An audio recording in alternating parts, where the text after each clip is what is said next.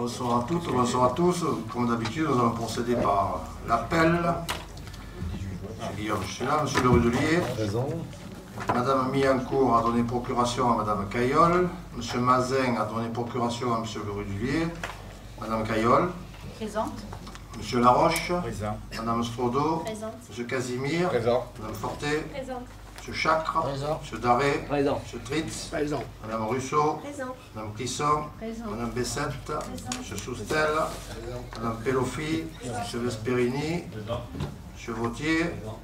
Madame Duclos a donné procuration à Monsieur Chacre. Monsieur Lacave a donné procuration à Madame Houdet. Madame Bageux m'a donné procuration. Monsieur Girardin. Madame Houdet. Madame Bufford a donné procuration à Monsieur Casimir. Monsieur Egea a donné procuration à Madame Lucchini. Monsieur Molino. Madame Eringuez. Madame Pugliese. A donné procuration à Madame Didier, pardon. Madame Lucchini. Madame Didier. Madame Collier a donné procuration à Monsieur Molino. Et Madame Lamoche. J'ai dit.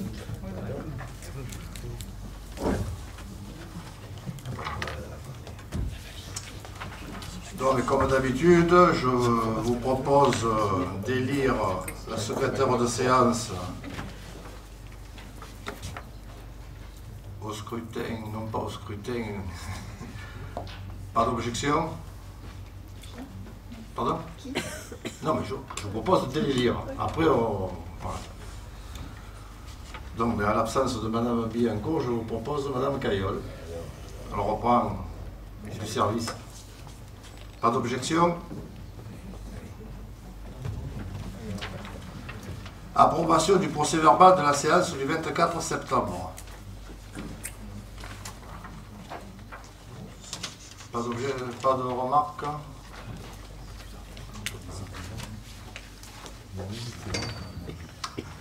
Donc nous passons à l'ordre du jour. Compte rendu des décisions.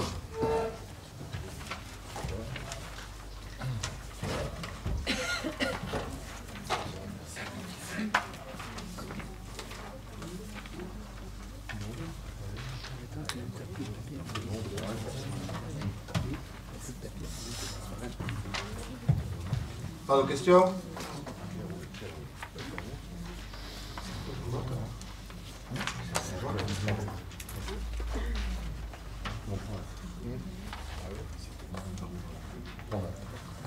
Prenons acte.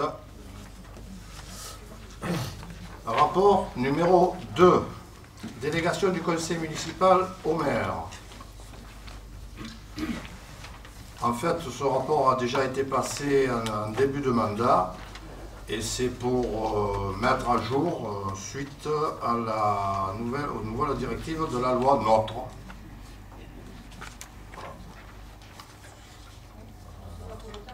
On adhère à la loi NOTRe, il y a des choses qui nous interpellent, comme notamment le fait que vous pouviez souscrire des emprunts. Comment ça va se passer alors finalement? Vous allez...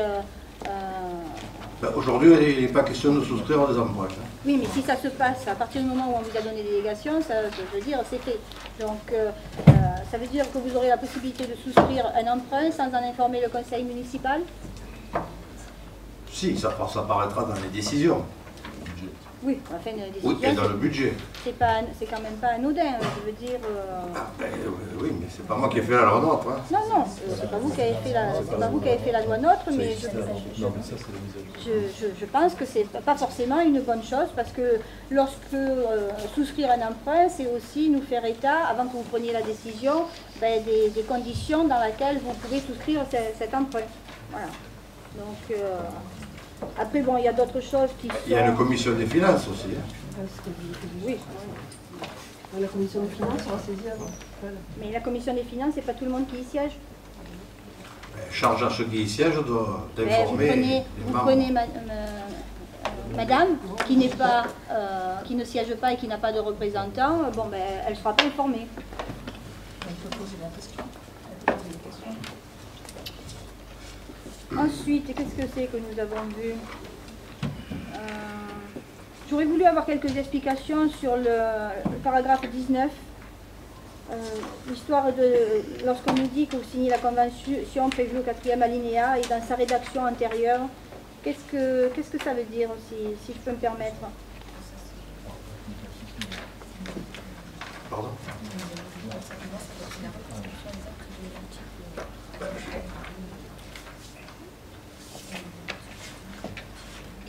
Vous vous reportez à l'article 332, 11, 2. Elle, oui. Mais on vous demande quelques précisions, vous pouvez nous les donner? Je ne l'ai pas pris par cœur l'article. Non, mais enfin, étant donné qu'on vous donne délégation, je pensais quand même que... C'est des délégations qui sont données à tous les maires de France. Il y en a 36 000 et quelques en France. On est quand même en droit de vous demander en quoi ça consiste. Pareil, je vois aussi que de réaliser une ligne de trésorerie sur la base d'un montant de 1 million d'euros et de passer à cet effet les actes nécessaires.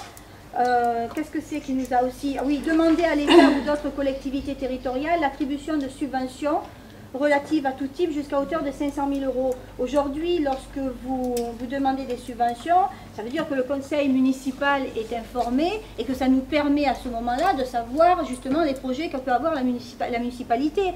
Si maintenant il n'y a plus de demandes de subventions qui passent en conseil municipal, je peux me tromper sur l'interprétation, c'est justement, je vous pose la question pour que vous nous éclairiez là-dessus. C'est la loi. Toute opération est inscrite budgétairement. Voilà. Les opérations sont inscrites. Une demande de subvention de 500 000 euros hors taxe, en principe, ça passera en conseil municipal. Oui, voilà. Et par exemple, une demande pour des travaux de proximité, ça pourra être fait sans... Ce sera plus rapide. Voilà. Oui, donc vous ferez la demande sans que ça soit déjà passé au conseil municipal. Mais c'est la délégation. Oui, mais enfin, c'est pas pour autant qu'on est d'accord sur les délégations que l'on peut vous donner. Est-ce qu'on est obligé de l'accepter? Ça, je n'en sais rien encore. Voilà. Vous votez contre, de toute façon, c'est la loi. Oui, de toute façon, oui, oui, parce qu'effectivement, on peut voter contre. D'ailleurs, on votera contre parce que vos explications, en mon sens, je reviens sur le point 19. Vous dites, bon, il y a un nouvel article, l'article 332-11-2, qui est nouveau, de la loi NOTRe, qui est dans la loi NOTRe. Je l'ai lu, j'ai pris le soin de le lire, cet article, effectivement. Mais vous dites que, en fait, vous voulez passer outre cet article, ce nouvel article, parce que vous voulez garder la rédaction antérieure de l'article. Mais ça, je ne sais pas, jusqu'à preuve du contraire, si c'est bien légal de pouvoir garder une rédaction intérieure alors qu'il y a un article qui est rédigé de façon différente depuis le mois de décembre 2014. Alors, d'abord, la question est de savoir pourquoi vous voulez garder la rédaction intérieure, déjà, et d'autre part, je ne suis pas convaincu qu'on puisse faire ce que vous proposez de faire en écrivant ce que vous écrivez. Donc on peut adapter la loi NOTRe en fonction de... C'est la reprise exacte du code. C'est une copie conforme du code. Voilà. Ah, je suis désolé, il n'y a pas marqué dans le code, dans l'article L332, il n'y a pas marqué dans sa rédaction intérieure. Hein. Ça, je ne l'ai pas vu, je l'ai vu nulle part, je l'ai lu l'article. Hein. On a le service juridique derrière. C'est écrit comme ça? C'est écrit comme ça. Alors on n'a pas dû lire le même article. Hein. Mon code a été mis à jour. Ah ben moi aussi. Hein, si c'est au Légifrance que vous êtes allé? Oui, tout à fait. Il y a une différence entre le DALOS et le Légifrance. Il faut faire très attention à ça. Oui, mais sur le Légifrance, j'ai pris la version actuelle. Donc, oui, mais des fois, il n'y a pas de mise à jour sur Légifrance et c'est le DALOS qui met à jour Légifrance. Ça, c'est déjà arrivé. La référence, c'est le DALOS. Je pensais que c'était l'inverse. Hein. Je pensais que c'était l'inverse. Non, c'est le DALOS la référence. On vérifiera. C'est pas DALOS qui fait les lois. Hein. C'est pas DALOS qui fait les lois, c'est l'éditeur, mais c'est celui qui est le plus à jour. D'accord. Bon, mais écoutez, je vérifierai ça, j'irai en service juridique pour vérifier cela. Ouais, hein, absolument. Moi, j'ai pas lu ça. Hein. C'est pour ça que ça me paraissait totalement étonnant qu'on puisse écrire cela. Voilà, c'est tout. Parce que dans l'article que j'ai lu, il n'y avait pas du tout ce petit grisé que vous avez rajouté. Voilà. Oui, non, mais je peux comprendre, mais sachez que le DALOS, parfois, et d'ailleurs la référence est la version la plus à jour. Je prends acte, mais j'irai voir le DALOS, pas de problème. Qu'est-ce que vous entendez par réaliser les lignes de trésorerie sur un montant maximum de 1 million d'euros et de passer à cet effet les actes nécessaires? C'est réaliser une ligne de trésorerie si le besoin s'en faisait sentir. C'est la notion de ligne de trésorerie, c'est ça? Oui. Vous savez pas ce que c'est, une ligne de trésorerie? Non, mais je veux une explication pour que tout le monde comprenne. Vous savez ce que c'est ou pas? Je vous demande une explication pour que tout le monde comprenne. Parce que vous savez, souvent je pose... fournir, alors. Non, souvent je toute pose des questions. l'Assemblée. Si vous permettez. Ben non, mais je pose Non, la mais question. si vous permettez que je puisse aller jusqu'à la fin de mon raisonnement, souvent je fais des interprétations, c'est ce que vous me dites. Alors là, je ne veux pas d'interprétation. Je demandais s'il fallait Je veux que vous arriver à la expliquiez... définition d'une ligne de trésorerie ou si, je pense que toute l'Assemblée, enfin la réunion de groupe, Ah bah oui, nous on écoutez. décrit ce que c'est qu'une ligne de trésorerie. Hein, c'est juste en fait un besoin ponctuel de trésorerie, c'est ce qu'on appelle les emprunts à court terme, à très court terme, et ça se suit de manière quasi quotidienne, hein, quand on a besoin en fait, grosso modo, de trésorerie pour les dépenses récurrentes et quotidiennes de fonctionnement de la collectivité, sachant quand même que ce n'est pas à l'ordre du jour au niveau de la commune de Rognac. Hein, On le note. Pardon ? On le note que ce n'est pas à l'ordre du jour. Comme les emprunts, ce n'est pas à l'ordre du jour, monsieur le maire l'a dit tout à l'heure aussi. À l'heure du jour, à l'heure actuelle. Non, mais les emprunts, attention à la différence. La délégation n'a pas été faite spécialement pour la mairie de Rognac. Hein. Non, mais vous avez fait des précisions que c'est bien enregistré. Bon, de toute façon, nous sommes contre. Voilà. D'accord. Votre droit. Hein. Bien sûr. Donc, qui est contre? Qui s'abstient?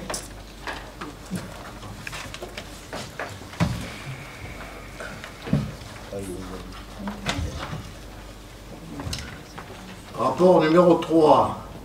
Modification des statuts du syndicat intercommunal du lycée de Velo. En fait, il s'agit uniquement du changement d'adresse du syndicat. Voilà, donc je vous demande de prendre acte. La nouvelle adresse du syndicat intercommunal est transférée 74 allée de la Pérode. Une question, c'est toujours d'actualité.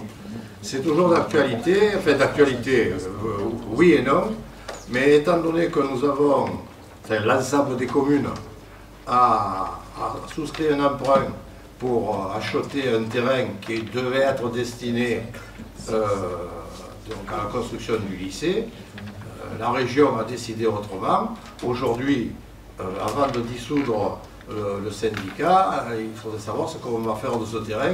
Normalement, c'est la mairie de Velo qui va le récupérer, puisqu'il est sur la commune de Velo. Donc, voilà. C'est là que, enfin, dans un précédent conseil municipal, vous aviez dit qu'on récupérerait 20% du produit de la vente, hein, c'est ça? Non, c'est la part de Rognac. Oui, la part de Rognac. La part de Rognac est de 20%. Voilà. Donc, qui est contre? Qui s'abstient? Rapport numéro 4. Approbation du rapport de la CLET de la communauté d'agglomération Agropole-Provence. Oui, donc c'est juste l'approbation en fait de la CLET qui s'est tenue le 14 septembre 2015, qui concerne deux communes, Berlétan et Salon de Provence, par rapport aux actions menées en matière de politique de la ville qui ont été transférées. Et donc ça donne lieu à chaque transfert de compétences à une évaluation des charges. Voilà. C'est d'ailleurs à cette occasion-là qu'on a voté la fameuse attribution de compensation, la révision. Alors, parce que j'ai été... Non, pas du tout, c'est la CLET qui vient d'arriver là, avant le conseil communautaire. Moi-même, j'ai siégé au conseil communautaire du 19 octobre, si ma mémoire est bonne, où nous avons acté la fameuse révision de l'attribution de compensation. Oui, c'était suite à la CLET du mois d'octobre, pas celle de septembre. Oui, mais enfin, on parle de la CLET quand même, donc j'informe l'Assemblée aussi. Vous vous souvenez que nous avons souvent eu des débats à propos de cette révision de l'attribution de compensation? Absolument. Voilà. Donc c'est acté. La commune de Rognac va bien encaisser 8,7 millions, soit 1,2 million de plus que ce qu'elle a pu toucher l'année dernière. Oui. Je tiens à préciser, puisque nous l'avons tout le long de l'année, nous avons eu des débats qui nous ont quelque peu opposés sur cet aspect financier des choses, que vous n'avez pas baissé les taux communaux. Oui. Donc forcément, vous avez eu une recette de 1,2 million de plus qui sont rentrés dans les caisses de la ville. Ils vont rentrer, ils ne sont pas encore rentrés. C'est qu'une question de jour, le président l'a précisé, donc vous devriez... Avant que ça rentre dans les caisses, il faut juste délibérer. Oui, non, mais, ça va rentrer, ne vous faites pas de soucis. D'ailleurs, j'ai pu discuter avec le président, le vice-président qui s'occupe des finances, et la discussion a été très intéressante. Donc, puisque nous abordons le sujet de l'athlète, et j'aimerais que vous me laissiez terminer sans m'interrompre, s'il vous plaît, je voudrais quand même informer l'Assemblée que depuis 2013, vous avez eu des recettes supplémentaires conséquentes. Vous avez eu notamment le doublement de la dotation de solidarité, je ne vous parle pas de 2011 ou 2012, hein. Bien sûr, ouais. Vous aviez la dotation de solidarité qui était de 341 000. En 2014, elle est passée à 685 000 et ça a été reconduit en 2015. Absolument. En 2013, vous avez eu déjà une première révision de l'attribution de compensation, puisque en 2012, elle était de 6,4 millions, elle est passée en 2013 à 7,5 millions. 2014, ce montant a été maintenu, donc encore 7,5 millions. Et en 2015, vous allez encaisser 8,7 millions. Ce qui veut dire que sur les 3 années qui viennent de s'écouler, vous avez eu des recettes supplémentaires à hauteur de 5 millions.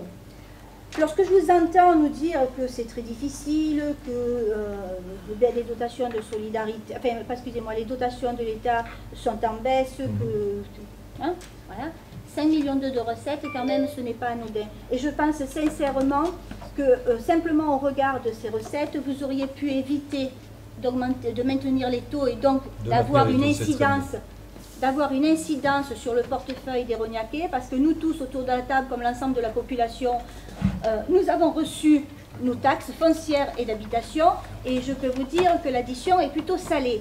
Et si elle est salée, c'est bien, parce qu'effectivement, l'Aglopole a augmenté ses taux, mais que l'Aglopole vous reverse intégralement le produit de cette taxe additionnelle qui a été instaurée, et donc, vous avez bien toutes ces sommes qui vont en plus dans les caisses de la ville. Alors maintenant, lorsque vous nous dites c'est dangereux de baisser les recettes, de baisser les taux communaux parce que ça nous risque, on n'est pas assuré d'avoir toutes les recettes que l'on avait auparavant, je pense qu'on prend carrément les gens pour les imbéciles. Parce que d'un côté, vous omettez de souligner toutes ces recettes supplémentaires que vous avez eues, et là, vous ne vous êtes jamais vanté de les avoir. Je vous ai demandé de me laisser finir, s'il vous plaît. C'est important, je ne vous interromps pas. Donc 5,2 millions de recettes en plus, et malgré tout, le maintien des taux, ce qui a provoqué des augmentations conséquentes dans le budget des familles. Moi, je pense, parce que j'ai rencontré de nombreux Rognacais, vous savez, lorsqu'on est une personne d'un certain âge, une personne âgée, on a parfois travaillé toute sa vie et on n'a qu'un seul bien, c'est sa maison, on l'a payée. Et lorsqu'on y habite, alors on a une taxe d'habitation parce qu'on y habite, on a une taxe foncière parce qu'on est propriétaire, et toutes ces augmentations qui ont été loin d'être anodines pèsent lourdement dans le portefeuille de ces contribuables. Et vous avez des personnes qui n'arrivent plus à faire face et qui vont envisager même de vendre leurs biens.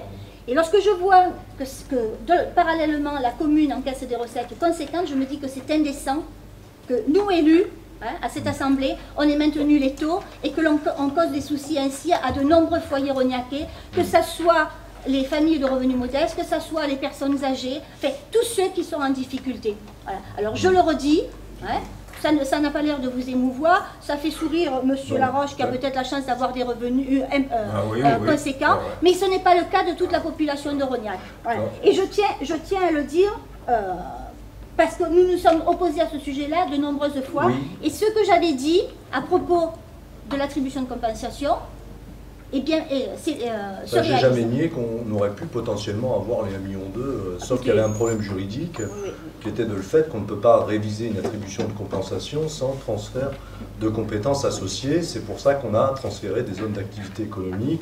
Je vous laisse libre cours de savoir est-ce qu'il fallait augmenter la fiscalité des ménages ou la fiscalité des entreprises. Mais on ne va pas rentrer dans ce débat-là. Simplement sur le fait, pour être totalement honnête, aller jusqu'au bout de la démonstration, vous savez très bien que l'article 1609 du Code général des impôts prévoit en cas de fusion de PCI un abattement potentiel, laissez-moi terminer, de 10 à 15 points l'année de sa création, c'est-à-dire dès janvier. Donc on a un risque potentiel que cet effet d'aubaine que vous venez d'indiquer, qui est simplement cette année, puisque les chiffres que vous énoncez, c'est par rapport à la DSC qui a été, en fait, il y a une partie de la DSC qui a été reversée, et vous le savez très bien, dans l'attribution de compensation en 2013. Mais peu importe, donc il n'y a pas 5 millions de recettes supplémentaires. juste sur ce point des 1,2 million. Cette somme, elle est temporaire, et j'ai toujours dit que dorénavant, dès lors qu'on aura le pacte financier de gouvernance de la métropole, s'il n'y a pas d'abattement d'attribution de compensation, on reverra notre fiscalité. Et pour tout vous dire, on va la revoir, mais de manière cohérente, puisqu'on a quand même une taxe d'habitation qui est à 9,88, qui est une des plus basses du département. En revanche, notre taxe foncière, par exemple, est dans la moyenne du département. Donc il faudra s'interroger également sur quels leviers fiscaux il va falloir porter notre baisse. Voilà, c'est tout ce que j'ai dit, et je ne pense pas avoir dénaturé mon propos à l'heure actuelle. Nous, ce que nous voulons dire, c'est que, encore une fois, pour 2015, on aurait pu, comme certaines communes l'ont fait, on aurait pu baisser les taux pour justement qu'il n'y ait pas d'impact. Je peux comprendre, et bien ensuite on les remontait s'il fallait les remonter. Ah ben oui, mais attendez, il y a des communes qui les ont montés. Hein. Cette année, il y a des communes qui les ont montés. Ils n'ont pas attendu l'année prochaine. Oui, augmenter les taux. Il y a des communes qui ont augmenté leur taux, taxe foncière. Il y a des communes qui ont mis la taxe d'ordures ménagères supplémentaire parce que ça va venir avec la métropole. Il y a plein de communes qui ont fait des taxes. Ce qu'on peut déplorer quand même, si vous êtes d'accord là-dessus, monsieur Bouillon, ce qu'on peut déplorer, c'est que le lissage qui avait été prévu, puisque vous avez deux manières d'harmoniser la fiscalité au niveau de la métropole. Hein, il y a deux méthodes de calcul. Soit vous prenez les taux intercommunaux des 6 EPCI, oui, et vous faites la moyenne pondérée. Oui. La moyenne pondérée des 6. Et vous avez le droit au lissage sur 12 ans. C'est-à-dire que, et là je vous rejoins, pour le contribuable, si c'était le cas, il y aurait eu quand même, entre guillemets, une absorption du choc de fiscalité sur 12 années. D'accord ? La deuxième méthode, et là-dessus on n'a pas discuté, c'est là où je dis c'est dommage, on aurait dû se mettre autour d'une table avant, au niveau des présidents des 6 EPCI, c'est la méthode où on prend également les taux communaux. Vous avez taux intercommunaux, taux communaux. Et là, par contre, le taux moyen pondéré, par exemple, sur la taxe d'habitation, est très proche voilà. Enfin, du taux intercommunal. Oui, hein, parce en fait, on ne bougera que les taux intercommunaux. Donc, ce qui est dommage, c'est l'effet yo-yo, on voulait l'éviter, et on voulait surtout réfléchir sur est-ce que c'est bel et bien la taxe d'habitation, le taux de taxe d'habitation qu'il faudrait baisser dans l'hypothèse où l'attribution de compensation serait maintenue. Ça serait quand même une première en France où la création d'une métropole aurait un impact positif en matière financière sur les communes. Ceux qui ont joué ça. Donc il y a deux intercos, il y a le SAM et Aglopole-Provence qui ont joué à ce jeu-là. J'ajoute un dernier point, c'est que nous avons reçu d'un candidat en qualité de président de la métropole qui nous dit clairement qu'il fera tout pour que le niveau de l'attribution de compensation et des dotations de solidarité communautaire soit égal au niveau des années antérieures. Donc l'ambiguïté règne encore sur est-ce qu'il appliquera ou pas le niveau de la CAN ou N-2, N-1 ou N-2. Alors, moi c'est un débat que nous aurons sans doute plus tard lorsque il sera question d'appliquer ça. Moi, je reviens sur des choses bien concrètes. Je reviens sur le fait qu'en 2015, vous avez 1,2 million de plus qui rentre. Vous nous dites que c'est un effet d'aubaine. Et si l'année prochaine, cet effet d'aubaine, on l'a plus, hein, eh bien, vous reviendrez tout simplement aux ressources que vous aviez auparavant. Et vous n'aurez rien perdu. Absolument. Voilà. Donc ça veut dire que si 1,2 million, vous les prenez, vous les encaissez, mais d'autre côté on maintient les taux, donc augmentation pour le rognaquet, et vous nous prétendez que l'année prochaine, si la métropole nous baisse cette attribution de 15%, oh, on va perdre 15%. Non, on n'aura rien perdu du tout, puisqu'on sera sur l'attribution de compensation qui existait auparavant. Ben, si, parce que foncièrement, si vous baissez votre taux au niveau de la fiscalité locale, vous perdez les recettes quand même. Ah, mais alors on ne peut pas baisser. Non, mais on ne l'a pas baissé cette année. Oui. Si on l'avait baissé, oui. Si on l'avait baissé et qu'il y aurait eu cet abattement, ou il va y avoir cet abattement, on perdait des recettes quand même. Monsieur le Rudelier, il faut quand même dire les choses. Lorsqu'on siège dans une EPCI, oui, c'est comme pour les transferts de compétences, ça fait fort longtemps que vous êtes au courant que les transferts de compétences s'opéreraient. Ou alors c'est qu'on vous tient à l'écart et qu'on vous n'êtes pas au courant de ce qui se fait. Parce que tout au long de l'année, le président, lorsqu'en début d'année, il a voté l'attribution de compensation en disant on sait qu'on va avoir 1,2 million de plus de recettes. Il savait très bien, dès qu'il y a eu la note du préfet qui a posé souci, il savait très bien qu'il allait organiser ces transferts de compétences pour pouvoir toucher le 1,2 million supplémentaire. Donc tout au long de l'année, vous avez fait celui qui qu'ils ne savaient pas, hein, mais lorsqu'on siège dans une PCI, forcément, on sait très bien les manœuvres que l'on peut mettre en œuvre pour atteindre ses objectifs. Or, c'est le cas. Laissez-moi finir. On discute et l'un après l'autre. Donc, le président savait très bien où il allait. Les transferts de compétences se sont faits comme c'était prévu. Et on arrive au 1,2 million de plus pour la commune. Vous me parlez de l'année prochaine. Quand même, qu'il y ait plus de Bien sûr, recettes pour la commune, parce que j'ai l'impression que là, oui, mais c'est sur le dos des Rognaquais. C'est sur le dos des Rognaquais, donc je m'en réjouis pas. C'est ça qui nous fait pas rigoler. Hein. Ensuite, mais moi non lorsque plus, je ça vous ne me fait pas disais... rigoler. Monsieur Moulineau, j'ai toujours dit que c'était une absurdité. Oui, mais... Même Madame Lucchini me disait, mais non, il ne faut pas dire ça, je le dirai au président, il serait ravi. Pourquoi? Parce que la métropole, il va falloir la financer. Alors, justement, là-dessus, c'est là que la discussion était intéressante avec le vice-président au niveau de l'aglo. Des finances. Oui, c'est ça. Monsieur Monteco. Tout à fait.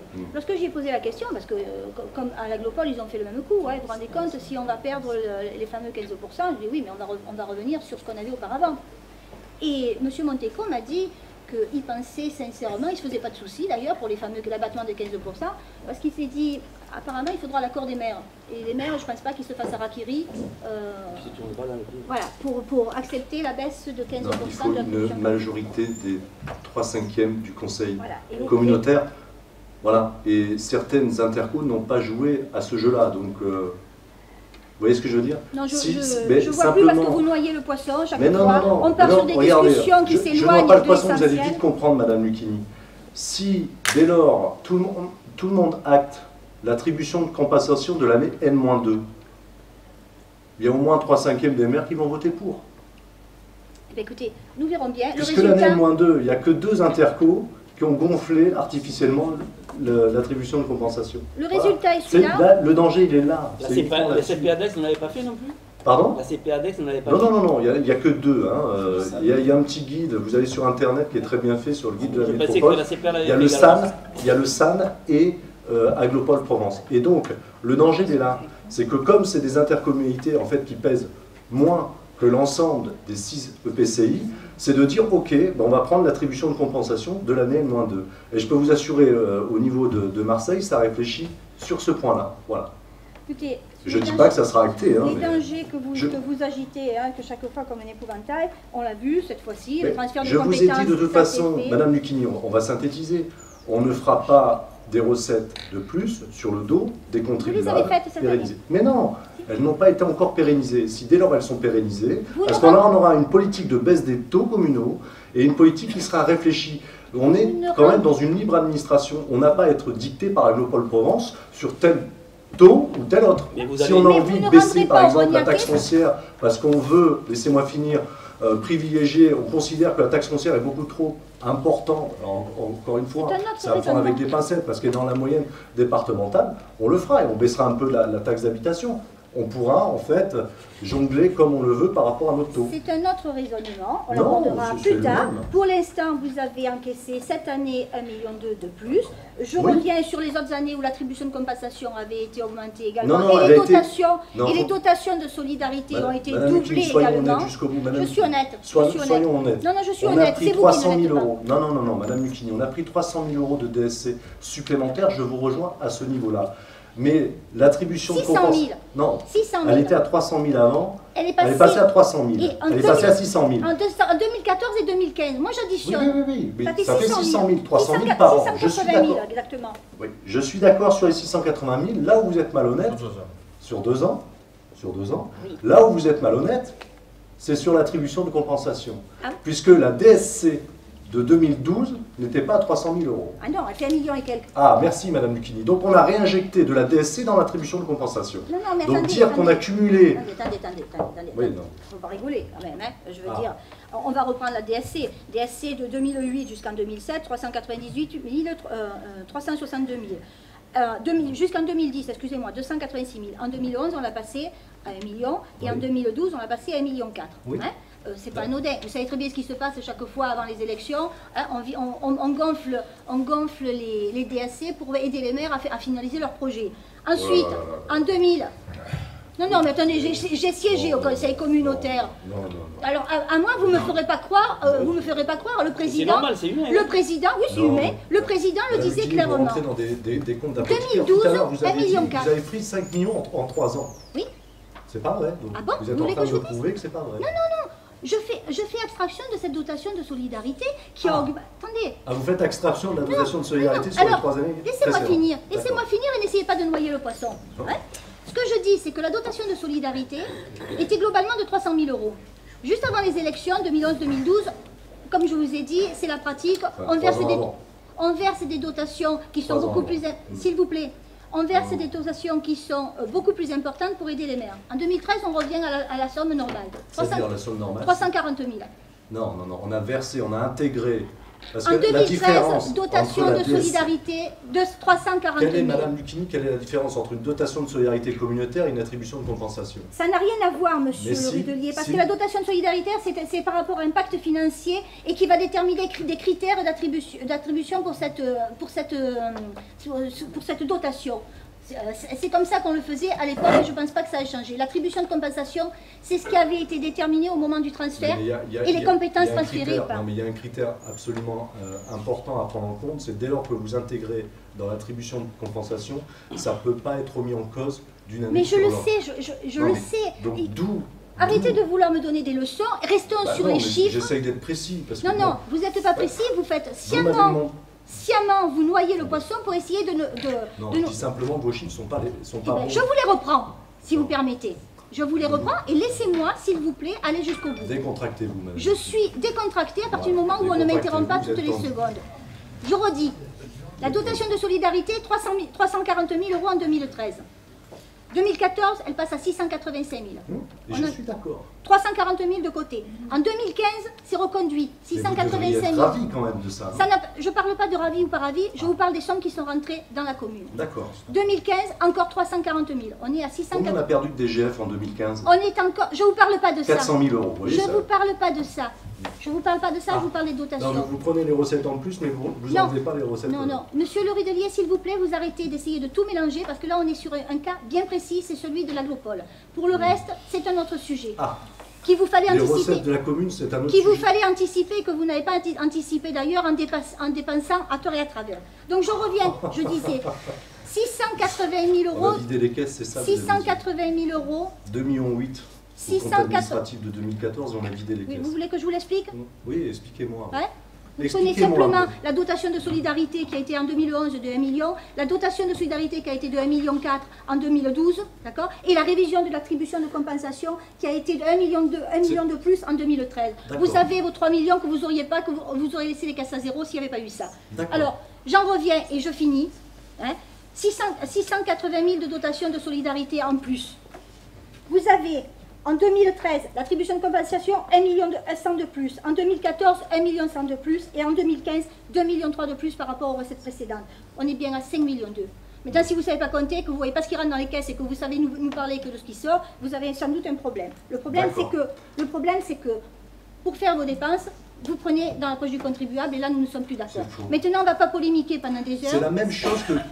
Mais attendez, c'est la même chose de dire on a vendu le patrimoine pour financer nos investissements. C'est totalement faux. Partez Voilà. sur autre chose, noyez. Non, mais Noyez. c'est De toute pareil, façon, c'est c'est votre les mêmes méthode. arguments, C'est votre c'est de la méthode. démagogie. Non, Je non. vous ai jamais Non. dit C'est qu'on pas de va la peser démagogie. sur le contribuable pour financer nos investissements. Je ai dit, ne vous soyons parle prêts. pas de Vous- ça mais et vous arrêtez de nous pourquoi entraîner vous sur des m'interrompez? chemins qui ne nous intéressent Je pas. vous ai dit, vous me dites tout le temps, gérer c'est prévoir. Ben justement, on va essayer d'anticiper. Et si, dorénavant, on n'a pas cet abattement de moins 15%, on l'a toujours dit, on fera une baisse de la fiscalité qui sera pérenne Mais- dans le temps. mais pour- Et on ne jouera pas au yo-yo. Mais pour Le autant- but, c'était d'éviter de jouer au Mais yo-yo. pour autant, l'année 2015, vous la rembourserez jamais au Rognaquet. Et je suis désolé, ben oui. ben L'année oui. 2015, on consacrera cette somme, par exemple, à des investissements. On va voter tout à l'heure des projets comme la plantade. Ça sert, l'argent public, il sert aussi à investir. Mais il Voilà. servira- ouais. Ouais, ouais. Mais il ne servira pas peut-être à tout le monde, il servira à une partie de la population, je suis d'accord, mais pas à l'ensemble de la population. Alors que si vous aviez baissé les taux cette année, tout le monde en aurait bénéficié. Tous les foyers en auraient bénéficié. C'est tout. Mais pas Ouais. forcément. On n'a pas le même... Enfin, attendez, je vous ai dit tout à l'heure, le niveau de... Laisse tomber, parce que de toute façon, on nous raconte n'importe quoi, c'est pas la peine. Laisse tomber. Ah bon, alors donc, On l'a on dit. n'est pas pour le débat. Moi, je vais vous continuer le raisonnement. Raison. La baisse des taux, pourquoi baisser la taxe d'habitation?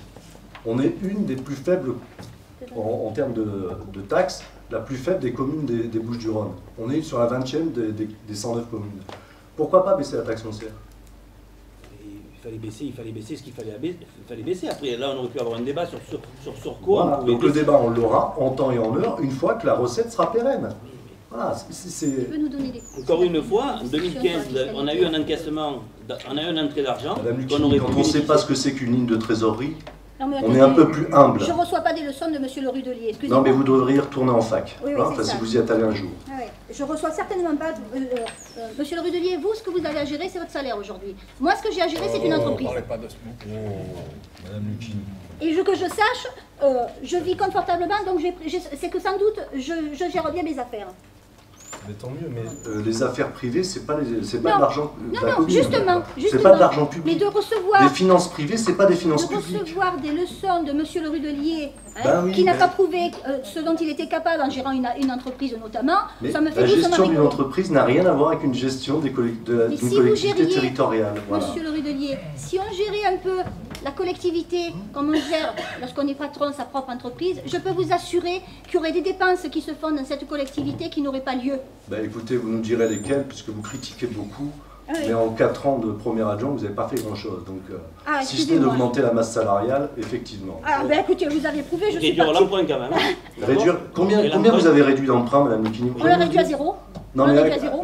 Combien était le montant de l'emprunt? Écoutez, Monsieur le Rudelier, excusez, veuillez... Parce que moi, je vous parle de 30 millions d'euros d'investissement, vous me parlez de 900 000 euros de veuillez- remboursés. Mais 900 000 euros, mais vous foutez de moi. 900 000 euros, oui. Vous Attendez, avez remboursé. On a remboursé entre 2005, à partir de 2005 jusqu'à 2008, on a remboursé les emprunts. 950 000 euros vous voulez- d'emprunt remboursés. vous Je vous voulez le me montrerai, donner- puisqu'il y a des comptes administratifs qui sont là pour le prouver. Vous voulez nous Donc- donner des leçons, monsieur Mais non, le je vous Rudelier dis des chiffres sont là. Je vous dis, avant de me dire si je Vous connais... savez, rembourser un emprunt qui arrive à terme, vous qui êtes... Non, non, mais vous êtes apparemment une très bonne gestionnaire d'entreprise, même sur un foyer. L'emprunt qui arrive à terme, vous payez du capital, mais vous payez moins d'intérêts. Donc après, on peut s'interroger s'il fallait impérativement rembourser des emprunts sur des équipements qui pèsent sur plusieurs générations. Vous voyez? D'accord, excusez-moi. Bah oui. Donc on avait de l'argent. Et le maire était où alors là? Excusez-moi, puisque souvent vous me dites que j'ai rien fait. Et le Non, maire mais était je- où pour me dire qu'il ne fallait pas rembourser les emprunts? Non, mais à de ce toute moment-là façon, c'est vous qui avez tout fait. Et vous continuez à tout faire depuis 2007, que vous avez quitté l'équipe. Ah non, excusez-moi. Voilà, heureusement que vous êtes là, Madame Lucchini. Heureusement. Sinon, Rodiac serait, comme on dit populairement, ma paillole. Monsieur Guillaume, heureusement que je ne suis plus depuis 2008 dans la gestion de cette commune. Je m'en félicite d'ailleurs, parce que franchement, je ne serais pas Bien, fière des résultats. écoutez, hier, nous avons reçu Madame, je ne me souviens plus son nom d'ailleurs, Madame Madame Mastruc, le nouveau percepteur, comptable public. Elle est venue se présenter, elle nous a dit « Rognac est une ville très très bien gérée. Ce n'est pas le cas de toutes les villes que j'ai dans ma circonscription. » Mais sans doute, ce que nous avons fait lorsque j'étais à vos côtés a été utile. Le remboursement des emprunts, contrairement à ce qu'affirme Monsieur le Rudelier, étant donné que nous n'avions pas la possibilité d'investir plus, puisque le taux de réalisation était déjà aux alentours de 55% ou quelque chose comme ça, autant rembourser plutôt que de payer des intérêts, Monsieur le Rudelier. D'accord. Parce que l'argent qui est sur les lignes... qui est Vous sur parlez le de taux de trésor- réalisation, on les comparera par Oui. rapport à 2014 par exemple ou 2015. Écoutez, vous voulez vous me donner des leçons? Mais non. Mais soyez un peu humble. Je veux Madame dire, votre Lucchini. petit air arrogant ne m'impressionne pas, Monsieur le Rudelier. Loin s'en faut. Peut-être que ça impressionne cette assemblée, mais personnellement, je vous ai recruté, vous le savez très bien, et je sais très bien quel est votre niveau de compétence. Écoutez, j'ai pas, sur le contrat que j'avais, l'arrêté, j'avais pas vu votre signature, mais bon, j'ai dû me tromper là encore. Oui, mais c'est moi qui vous ai recruté en Ah tant bon. qu'informaticienne, ne l'oubliez jamais. D'accord, mais je l'oublierai pas alors. Ne l'oubliez jamais. Merci Madame Lucchini. Comme quoi on fait des erreurs d'ailleurs dans sa vie. Oui, voilà. C'est bien de le Alors, je reconnaître. voudrais revenir, puisque vous avez longuement insisté sur les communes qui ont baissé les taux. Et comme tout contribuable de Rognac et d'ailleurs, j'ai reçu moi-même ma taxe foncière et ma taxe d'habitation. Et j'ai fait un rapide calcul, et j'ai appliqué, je me suis appliqué les taux salonnés. repart sur les bases locatives. Mais on part sur les bases. À Salon, à Cantarognac, on paye 9,88% de la part communale, parce que les autres, c'est toutes les mêmes pour tout le monde. Hein, et qu'à Salon, on paye 23,59 après la baisse. Hein, ce qui fait, j'ai fait le calcul, hein, c'est manuel, mais... Mais et la valeur locative, vous l'oubliez? Mais la valeur locative, c'est la même. Hein. Faites le même calcul. Faites le même calcul. Avec Berre. Vous verrez que les valeurs locatives sur lesquelles sont appliqués les taux n'ont rien à voir. Vous prenez une maison de 100 mètres carrés à Berre. Parce que Salon, c'est une ville pourrie, alors les valeurs locatives sont dérisoires. Je ne vous dis pas que c'est une ville pourrie, hein, mais les valeurs locatives d'une ville à l'autre sont tout à fait différentes. Je suis personnellement propriétaire d'un appartement à Seychama. Je m'aperçois que les valeurs locatives de Seychama sont moindres par rapport à celles de Rognac. Pourtant, sur un logement à peu près équivalent. Donc je veux dire, c'est pour ça que lorsqu'on applique les taux, ça ne veut absolument rien dire. Vous avez perdu votre temps, vous auriez mieux fait de le consacrer à autre chose. Oui, oui, et j'ai reçu un ex-loi, nouvellement habitant de Rognac, qui est venu me dire, mais il n'y a pas d'erreur dans mon calcul, parce qu'à Aix, ici j'ai une villa avec piscine, à Aix j'avais un appartement et je payais plus cher. Oui, mais Proposez les vous ne services. pouvez pas comparer ce qui est offert dans une ville comme Salon ou Aix en termes d'infrastructures, en termes d'hôpitaux, en termes des tas de Pourquoi choses. c'est la ville de Salon qui finance l'hôpital? Non mais attendez, je veux dire, la ville de Salon offre des choses que Rognac ne peut pas offrir. On est bien Ah, c'est d'accord. pour ça qu'ils ont le droit d'être à 23% et Non, nous à c'est pas qu'ils ont le droit, 9,88. c'est pas qu'ils ont le droit, c'est que ça a toujours été comme ça dans les villes. Regardez Marseille aussi, il y a des taux qui sont importants. Allez voir Alex, les taux sont importants aussi. Voilà. Passons. Salon, c'est la troisième ville des Bouches-du-Rhône où on est le plus taxé. Hein, Oui, voilà. tout à fait. Mais ce que je Passons, veux il dire est par là, déjà c'est que... 7h15. Mais- Alors je veux dire, je préfère payer les taux réels de Rognac plutôt que les taux allégés de Salon. Hein. Mais attendez, monsieur le maire, vous dites cela. Effectivement, il vaut mieux habiter Rognac que Salon aujourd'hui. Sauf que pour les Rognacais, en 2015, ils ont payé plus que ce qu'ils avaient payé en 2014. C'est tout. Voilà. À Salon, ils ont peut-être payé un peu moins, ou ils s'en rendront peut-être même pas compte. Mais à Rognac, je peux vous dire que les Rognacais s'en sont rendus compte. Hein. Et elle est salée. Eh oui. Ah oui. Ah oui, oui. Oui, ben, monsieur le maire a fait son calcul. Demandez-lui combien il a payé de plus par rapport à l'année dernière.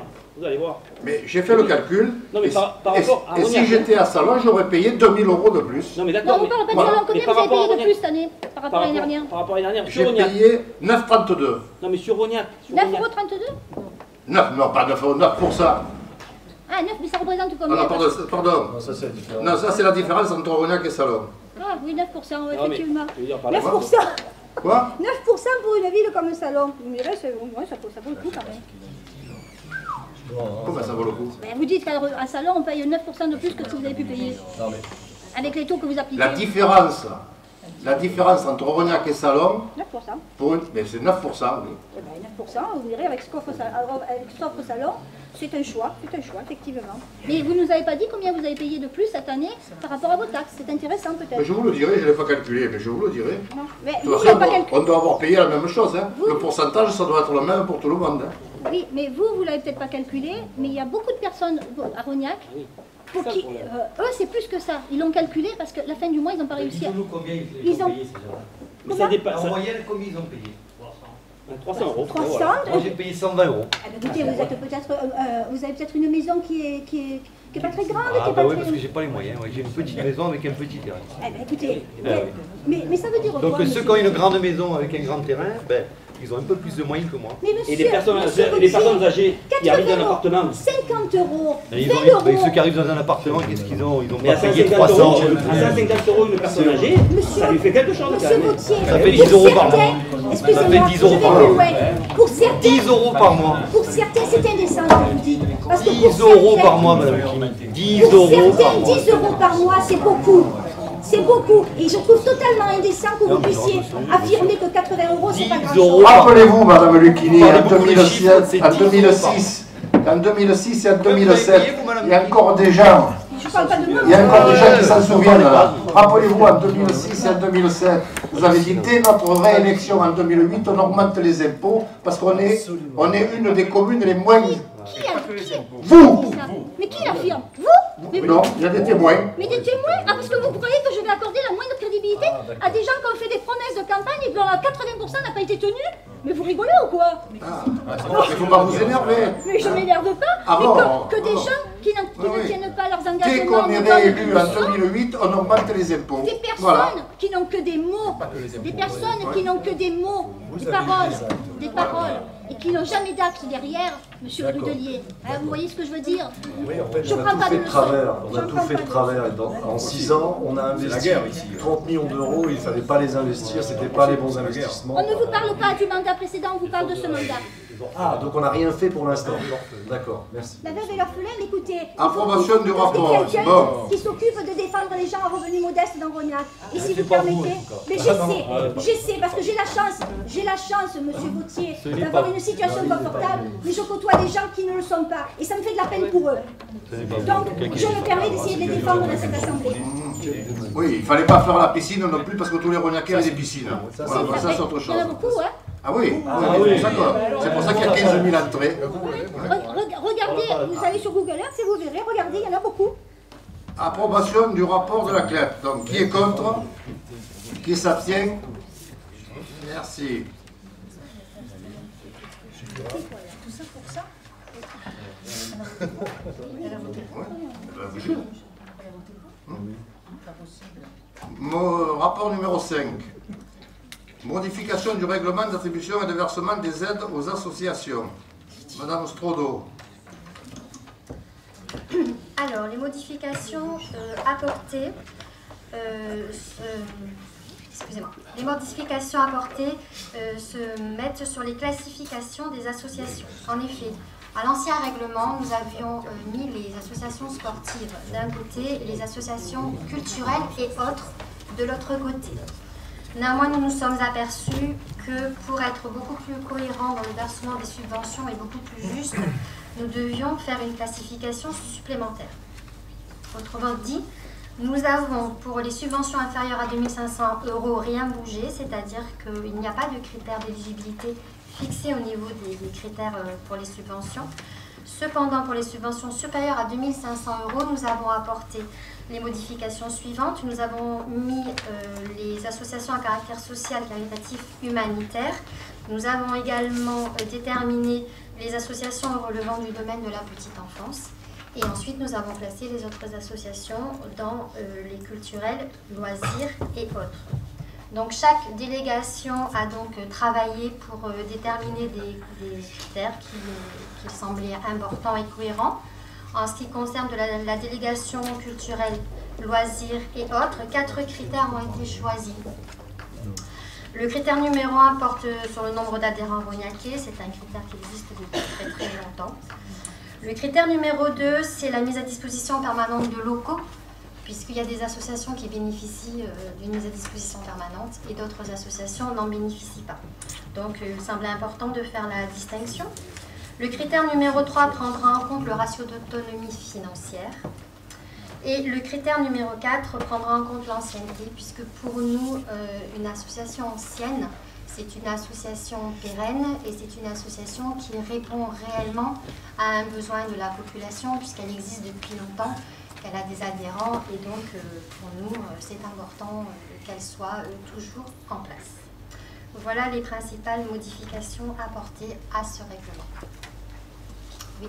Vous avez aussi changé la procédure de dépôt ou de retrait de dossier. Oui. Puisque vous avez automatisé ou informatisé cela. Oui. Moi, ce que je voudrais vérifier auprès de vous, est-ce que vous avez informé des associations de ces changements? Oui, nous les avons reçus à l'espace Saint-Jacques. Nous avons réuni le service communication et informatique leur a expliqué. Sophie Ducam leur a précisé que pour tout problème, ils se tenaient à les accompagner dans leur démarche, parce que pour certains, ça ne va pas être évident évidemment, de se mettre à l'informatique, on est bien d'accord. En plus, il y a des associations qui sont quand même tenues par des gens d'un certain âge et qui n'ont pas l'habitude de ce genre de manipulation. Ça, c'est pas un souci. Le personnel du CAM, les filles du CAM vont aller complètement les aider s'il faut les aider à scanner, s'il faut faire des photocopies, s'il faut carrément les accompagner sur le site et leur expliquer les faire avec eux. Si tout est prévu pour ça, il n'y a aucun souci. justement les pièces justificatives qui doivent être remises devront être aussi dématérialisées? Oui. D'accord. L'avantage, si les anciens, c'est pas évident qu'ils puissent savoir le faire. Hein. Non, mais c'est pour ça qu'on les aidera, il n'y a aucun souci pour ça. L'avantage, si vous voulez, c'est qu'à partir du moment où nous avons les pièces dématérialisées, l'année d'après, s'il n'y a pas eu de changement, on est bien d'accord, dans les statuts, par exemple, prenons les statuts, s'il n'y a pas de problème, nous les avons, donc nous n'allons pas les demander. Après, ils ne mettront que les documents qui ont nécessité une modification. Je m'inquiétais de savoir si justement les associations avaient été informées de cela, parce que pas tous sont habiles avec nous avons fait cette démarche et de toute façon, s'ils m'appellent, s'ils appellent le CAM ou s'ils appellent quelqu'un d'entre nous, on les aidera bien sûr, sans souci. Donc voilà, je demande... Qui est contre? Qui s'abstient? Merci. Rapport numéro 6, budget principal, décision modificative numéro 3. Monsieur le Ruelier. Oui, alors une décision qui porte sur les investissements, il n'y a pas à intégrer la section de fonctionnement. Donc, principal changement de la réaffectation de crédit par rapport aux travaux de vidéoprotection, deuxième tranche, où on réaffecte de la VRD à l'informatique, puisque c'est des travaux à nature informatique, comme son nom l'indique. Donc c'est là la combinaison des moins 221 000 euros et des 194 000 et 26 500 euros. Autre point à noter, des réajustements de crédit par rapport aux travaux du cimetière, la minéralisation de l'ancien cimetière, avec un avenant de 40 000 euros pour finaliser l'ensemble des allées d'anciens cimetières. Et également l'achat et pose, ça fait partie du plan pluriannuel de modernisation de nos barrières DFCI, donc de 22 barrières DFCI qui ont été identifiées par le CCFF, la police municipale et le service environnement et les services techniques pour moderniser et sécuriser les accès au niveau de notre colline. Voilà. J'ai une question, s'il vous plaît. Oui. Combien a coûté l'opération en totalité pour la réfection du cimetière? Je n'ai plus les chiffres en tête. Roland doit être à 160 000 euros, je pense. 160 000 euros. À vérifier, j'ai pas le... Mais l'ordre de grandeur doit être ce... Le projet prévoit de faire toutes les allées du cimetière, de l'ancien cimetière? Roland, c'est ça. Parce que pour l'instant, il n'y a qu'une partie qui a été faite. Donc, à terme, tout va être fait. Il y a le réseau déjà du pluvial qui a été refait, d'évacuation. D'où les engins qui ont... Voilà. Il y a d'autres questions? Qui est contre? Qui s'abstient? Vous êtes contre ou vous abstenez? S'abstient.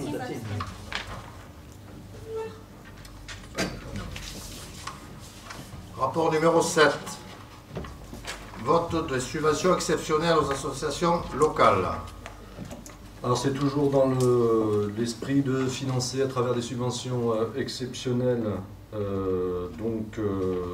les associations, et là il s'agit du tir sportif de Rognac pour un montant de 2 900 euros avec la participation à 3 championnats. Championnat de France de l'école de tir, c'est indiqué du 2 au 5 juillet, le championnat de France des 25 mètres du 12 au 18 juillet 2015 et le championnat de France d'Agen du 2 au 7 février 2015.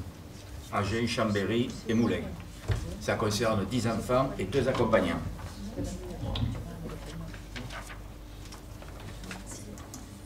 Qui est contre? Qui s'abstient? Merci pour eux. Rapport numéro 8. Réhabilitation du centre de loisirs La Plantade, demande de subvention. Oui, ça faisait partie d'un de nos engagements phares, la réhabilitation en fait du centre aéré, du centre de loisirs sans hébergement de La Plantade, qui est plus que vieillissant. Donc notre première phase de travaux débutera au premier semestre 2016 et concernera l'ancienne bâtisse qui accueille les 8 ans de mémoire. Et ça va permettre cette réhabilitation assez lourde, puisqu'on rénove de fond en comble le carrelage, l'électricité, l'isolation par l'extérieur. Ça va permettre d'augmenter la capacité du centre de loisirs, notamment dans une tranche d'âge des 3-4 ans, qui est assez tendue à l'heure actuelle, puisqu'on a pas mal de demandes par rapport à cette tranche. La deuxième tranche donc s'effectuera sur l'année 2017 et concernera, à valider à travers la prospective financière, mais la suppression de l'Algeco et de l'écurie pour mettre en place des salles d'activité et des bâtiments administratifs. Et la troisième phase concernera l'habitation globale du château de la Plantade et notamment sa mise en accessibilité, notamment R+1, R+2, pour pouvoir de nouveau accueillir les sportifs ou autres au niveau du château. Voilà, donc c'est un montant demandé pour 529 166 €. La durée des travaux, c'est 6 mois. La rouverture est prévue pour le 1er juillet, en période estivale. Donc. Et pendant ce temps-là, les enfants iront, et ça a été négocié, je pense, avec l'inspecteur de circonscription et les directeurs d'école, iront à l'école Giono pour garantir la continuité du service. Et cette opération a l'avantage de ne pas fermer la structure ou la fermer dans un temps très court, par rapport à un projet lourd de réhabilitation où on aurait dû fermer la structure pendant 2 ou 3 ans. Voilà. Alors, moi, ce rapport suscite de ma part plusieurs questions. D'abord, nous étions montés au créneau à propos de cette réhabilitation en demandant à ce qu'on nous montre un peu le projet.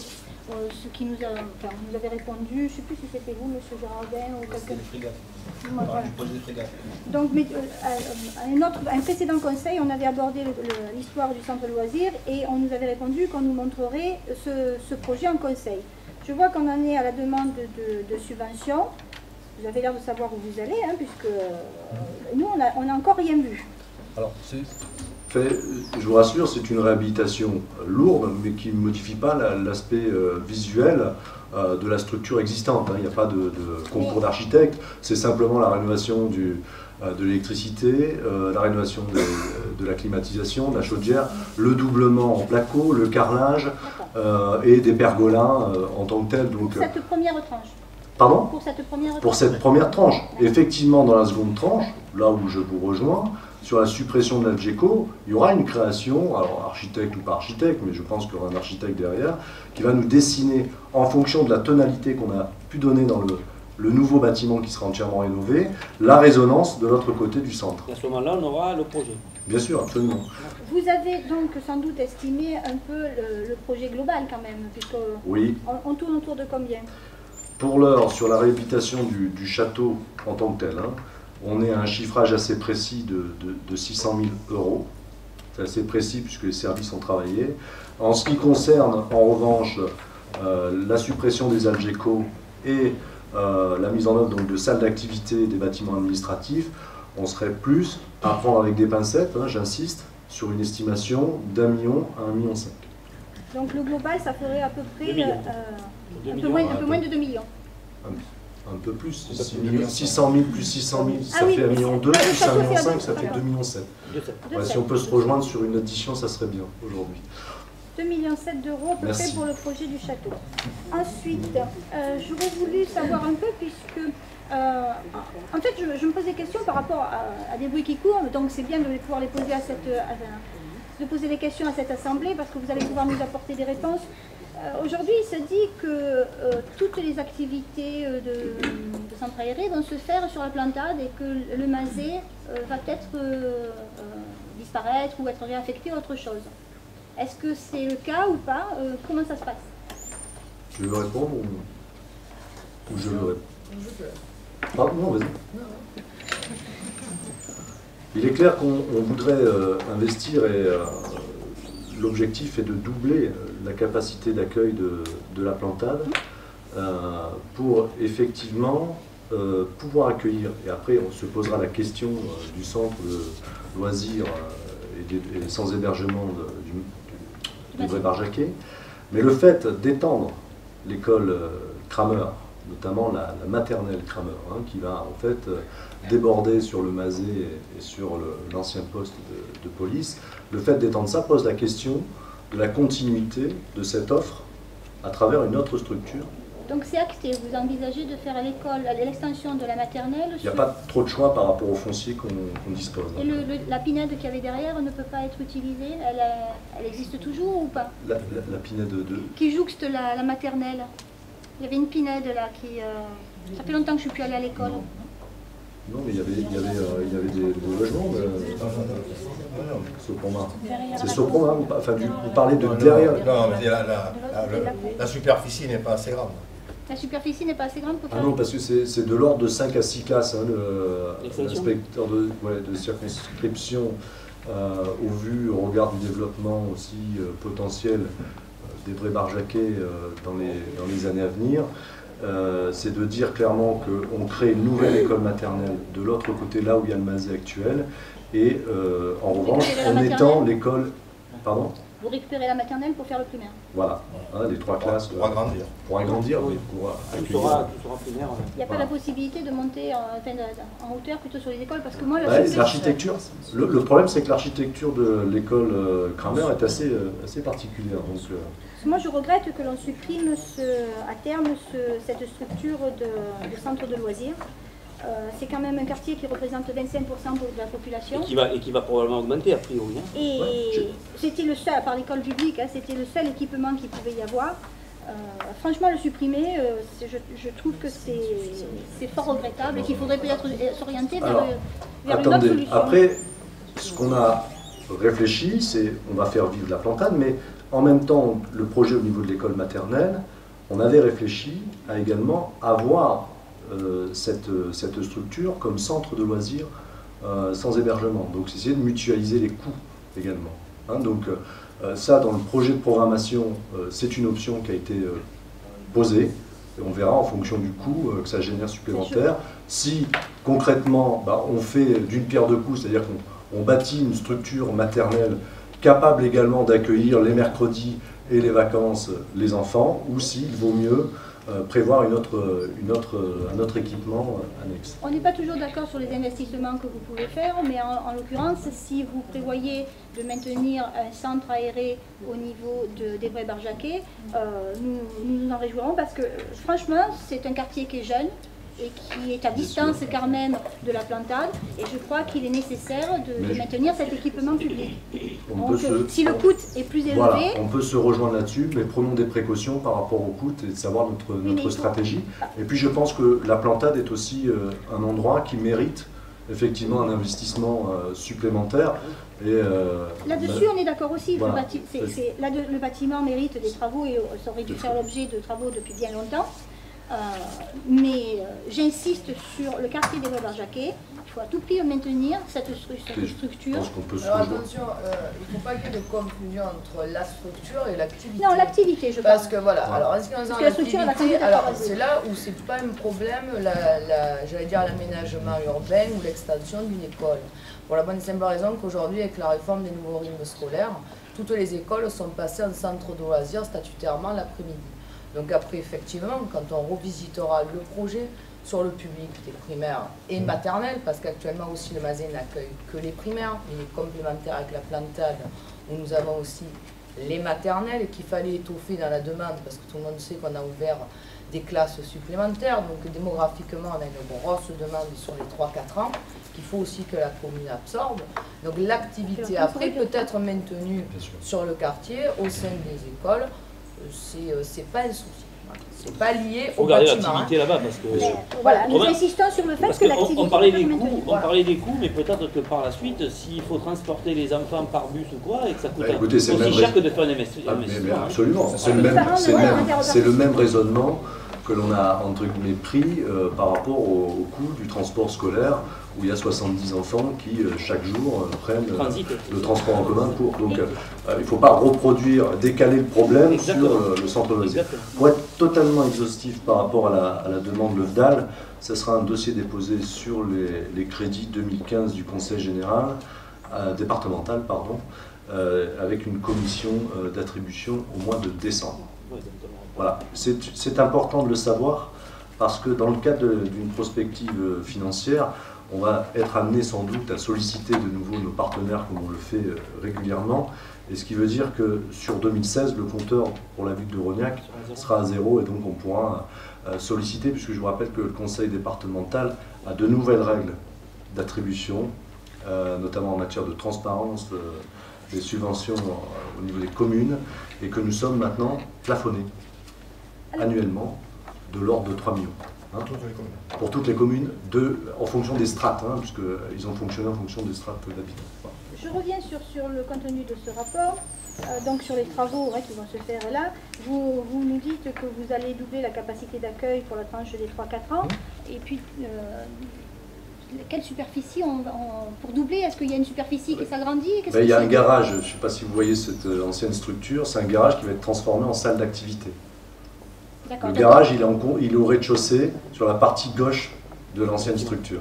Et c'est ce garage-là qui va servir, donc on va sortir tous les éléments. Il y avait le personnel d'entretien normalement qui stockait un certain nombre d'accessoires pour pouvoir entretenir. Il y a également l'activité jeunesse qui stockait pas mal de décors ou autres. Donc ça va être sorti. On va pouvoir créer une nouvelle salle d'activité qui va permettre d'accueillir et de doubler 12, il me semble que c'est 12 enfants supplémentaires de 3-4 ans. De toute façon, en ce qui concerne les 3-4 ans, c'est un accueil où il nous faut l'agrément de la PMI. PMI, absolument. Donc forcément, quand on a commencé à aller faire l'évaluation pour les travaux sur le terrain, était présent le docteur de la PMI qui a pu nous donner les critères nécessaires dans la rénovation pour pouvoir doubler, avoir un agrément de 24. J'ajoute une chose, j'en ai pas parlé pour être totalement exhaustif, c'est qu'il y aura un aménagement de la cour intérieure de cette bâtisse, puisque à l'heure actuelle c'est du gravier. Il y aura des jeux d'enfants, donc ça sera déterminé je pense avec les directeurs de la structure. Et on va aussi isoler ces enfants-là avec un mur en aglo-plein, puisque pour l'heure c'est un simple grillage, et il y a quand même, entre guillemets, certains risques notamment au niveau d'un portail qui est vieillissant. Voilà. Ce garage, je ne le vois pas, honnêtement. Le garage, il est, quand vous regardez la bâtisse... La superficie, elle est combien de temps? La superficie, je dirais une 50 mètres carrés. Disons qu'après rénovation, la totalité du bâtiment aura une capacité d'accueil de 100. Oui, à peu près 58 plus 58 de ouais. mémoire, mais ça reste à confirmer. Et ce qui veut dire que pendant la durée des travaux de la phase 2, on va essayer d'accueillir quand même des enfants sur cette bâtisse qui sera entièrement rénovée. C'est pour ça qu'on a choisi cet ordre. Hein. On aurait pu dire pourquoi pas attaquer directement par l'Algeco, mais sauf qu'on n'a pas les moyens d'absorber le nombre d'enfants ailleurs. Voilà. Si ce n'est à genoux. Qui est contre? Qui s'abstient? Merci.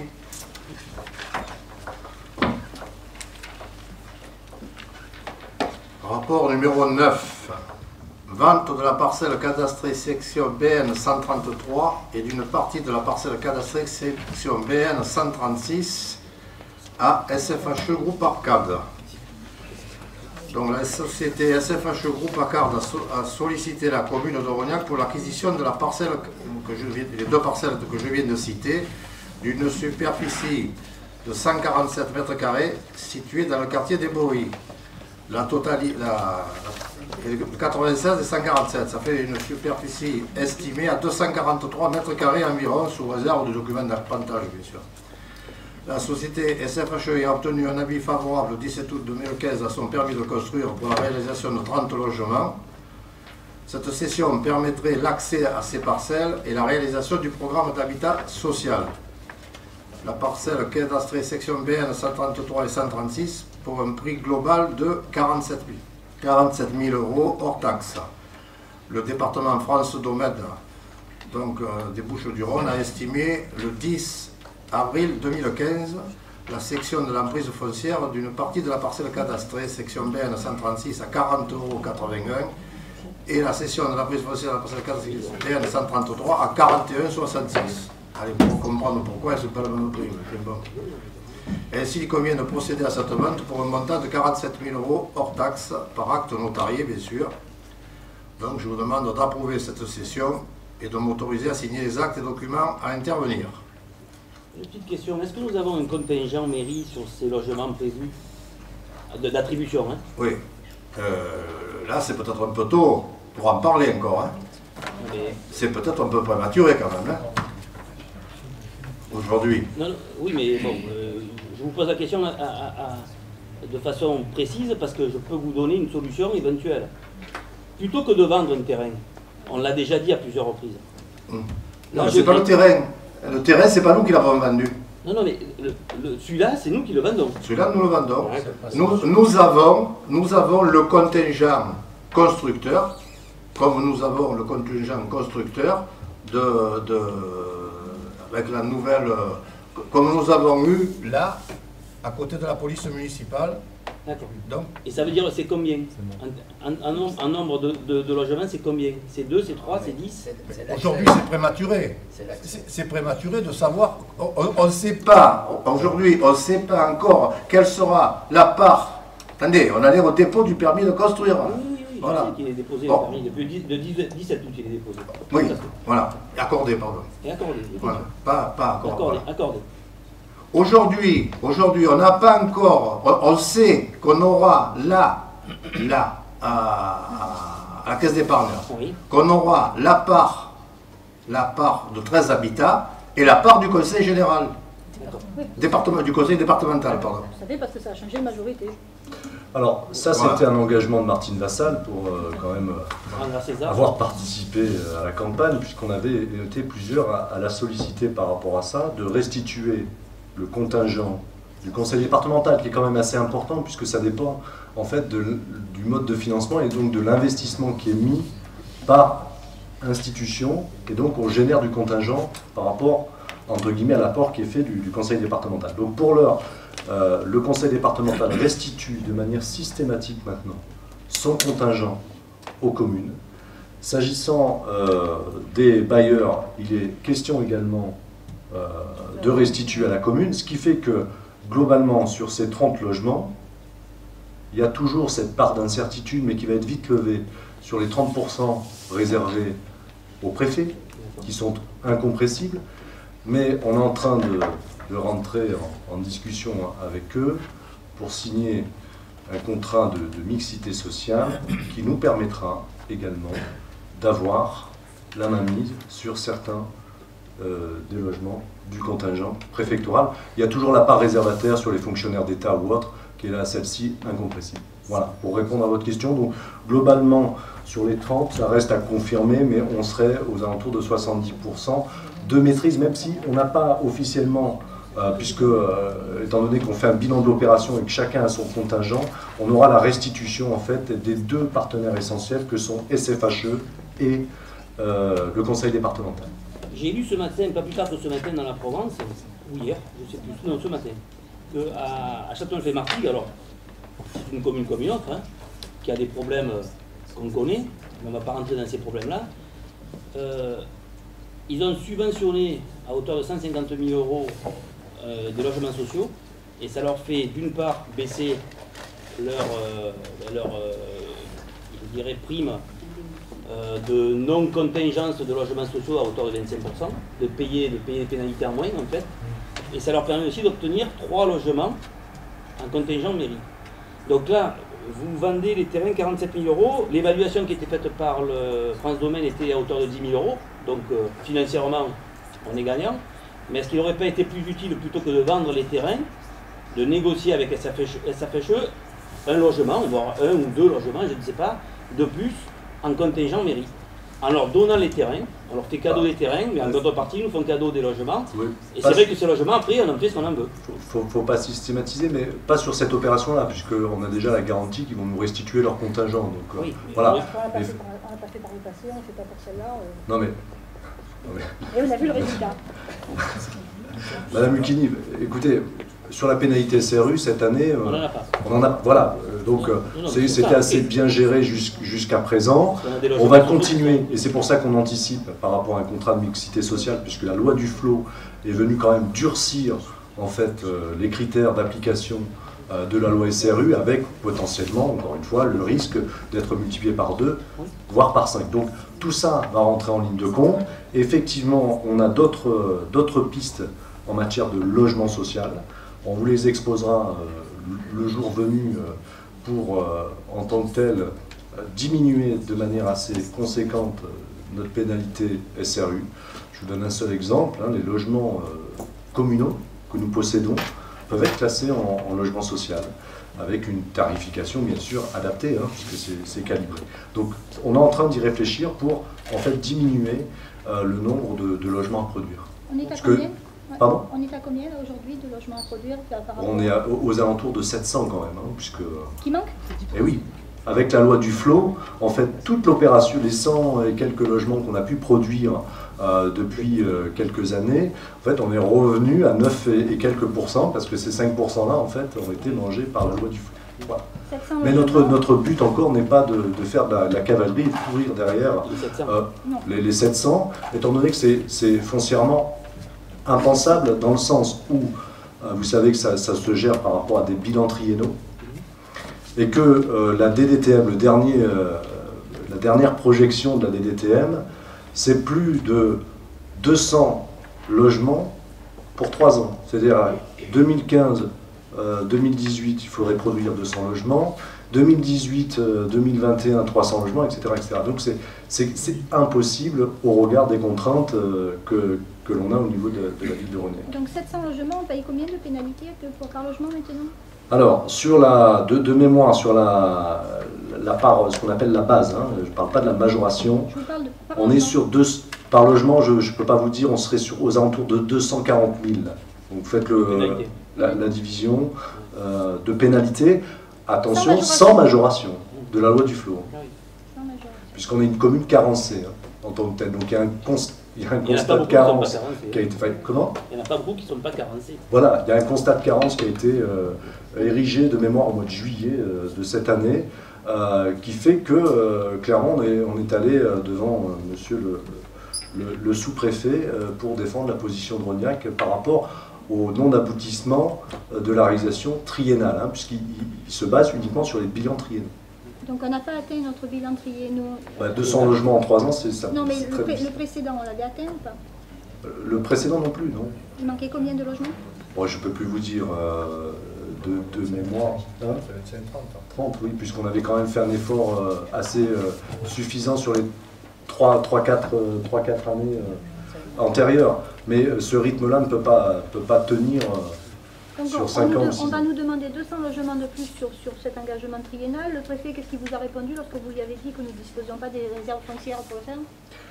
Eh bien, c'est ce qui nous a proposé un contrat de mixité sociale, puisque ce qu'on lui a stipulé quand même, c'est qu'il y a quand même des délaissés de l'État sur Rognac. Et j'estime, en tout cas en ce qui me concerne, et monsieur le maire également, que l'État devrait à un moment donné donner l'exemple. Il était question qu'il fasse cet effort. Oui. Et donc, ce contrat de mixité sociale, on va pouvoir zoomer sur ces zones en disant, mesdames, messieurs, RFF et SNCF, arrêtez de vous battre pour savoir, même si c'est plus d'actualité, qui est propriétaire de quoi.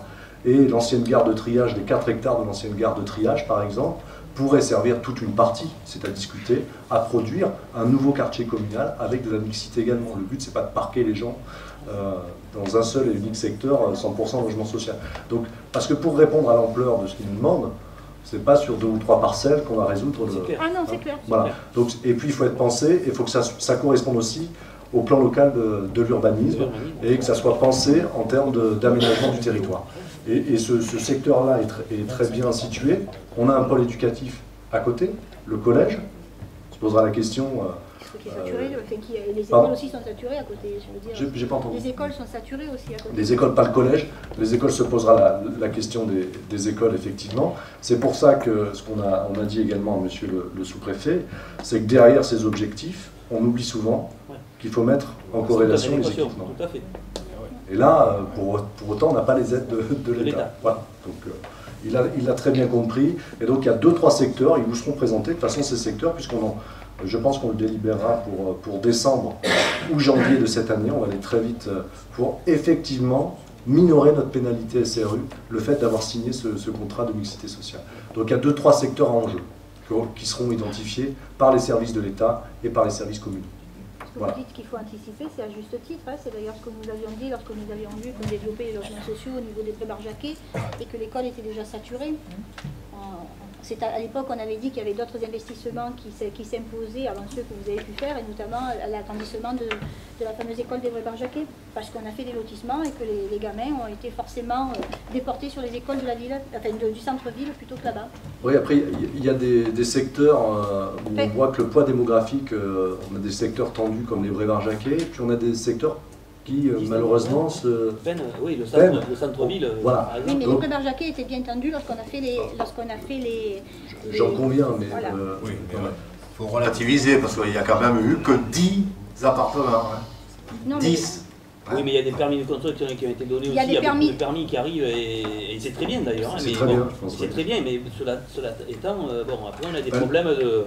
on ne vous cache pas les ambitions. L'objectif à travers le PLH est bien quand même de maîtriser démographiquement notre population. Après, il faut savoir ce qu'on veut faire. Est-ce qu'on veut arriver à 40 000 habitants ou est-ce qu'on veut rester à 25 000? En tout cas, je ne pense pas que ce soit l'objectif de la majorité, ni même de votre groupe.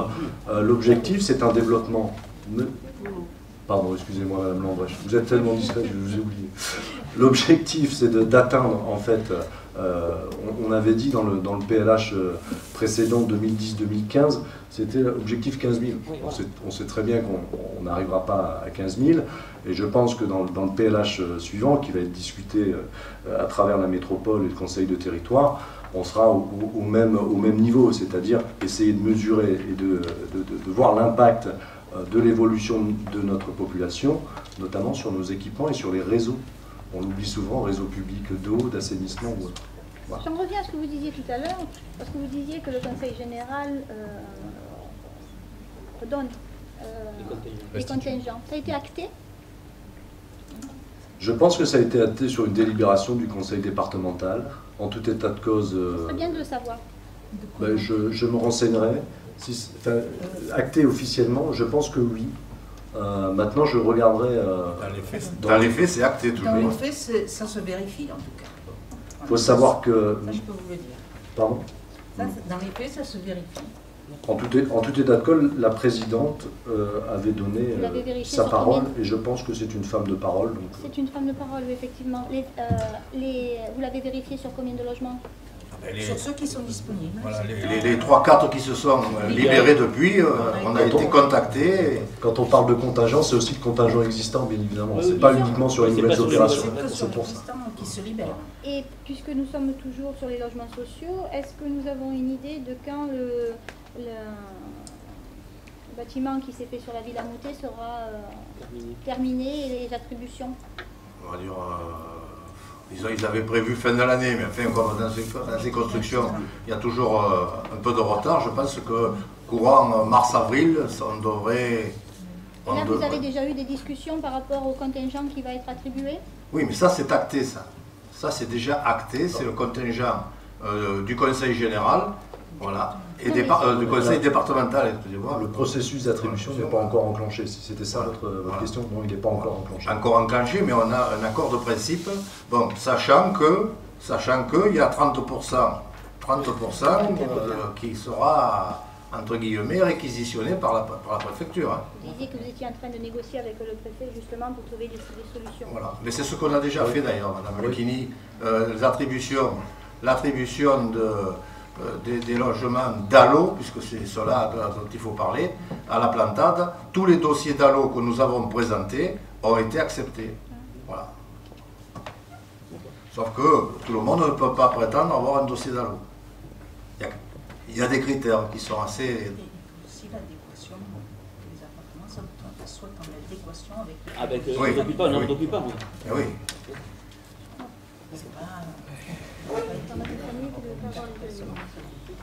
Donc, qui est contre? Qui s'abstient? Merci.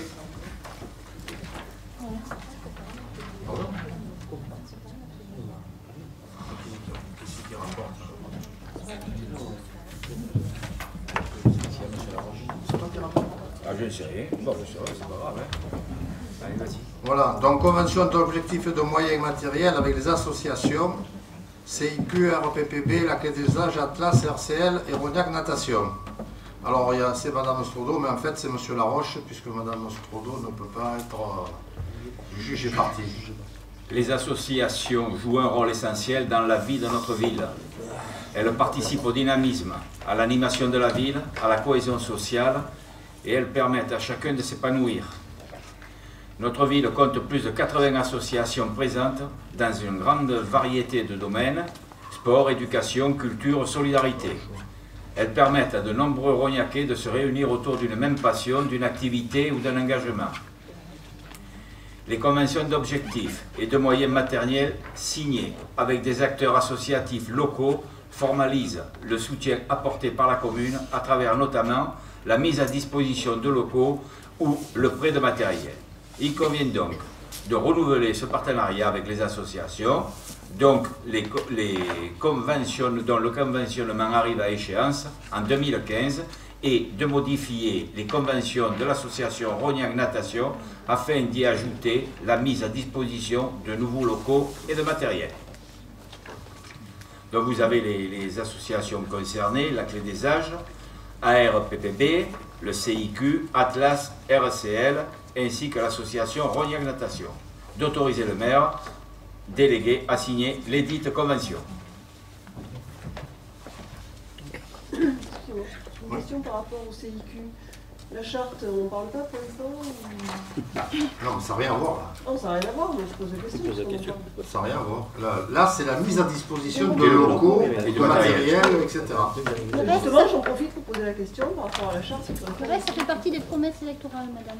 Oui, oui, ça fait partie des promesses électorales, mais écoutez, le CIQ, ils n'ont qu'à venir. Hein. Mais ils sont venus. On est preneurs. Je pense qu'ils sont déjà venus, ils vous auraient écrit. Non, mais... Il faut avoir un aplomb pour dire ce genre de choses, mais c'est... Qui est contre? Qui s'abstient? Ça devient honteux.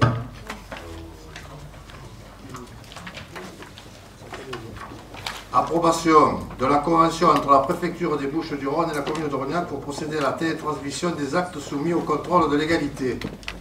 Monsieur le Laudelier. Alors c'est dans le titre hein, de la délibération.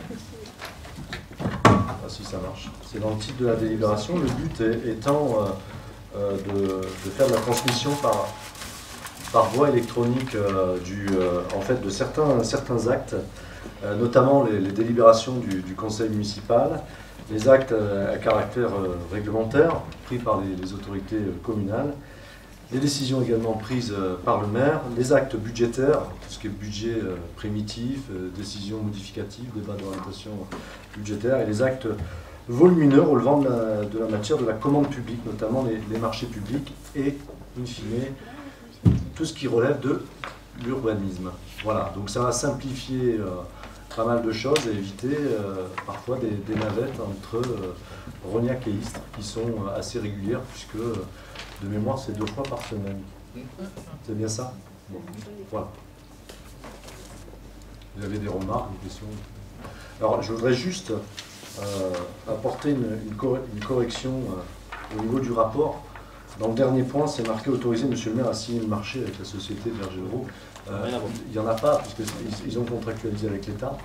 Et donc, nous, on se sert uniquement de leur marché et donc d'appui pour pouvoir dématérialiser nos actes. Voilà.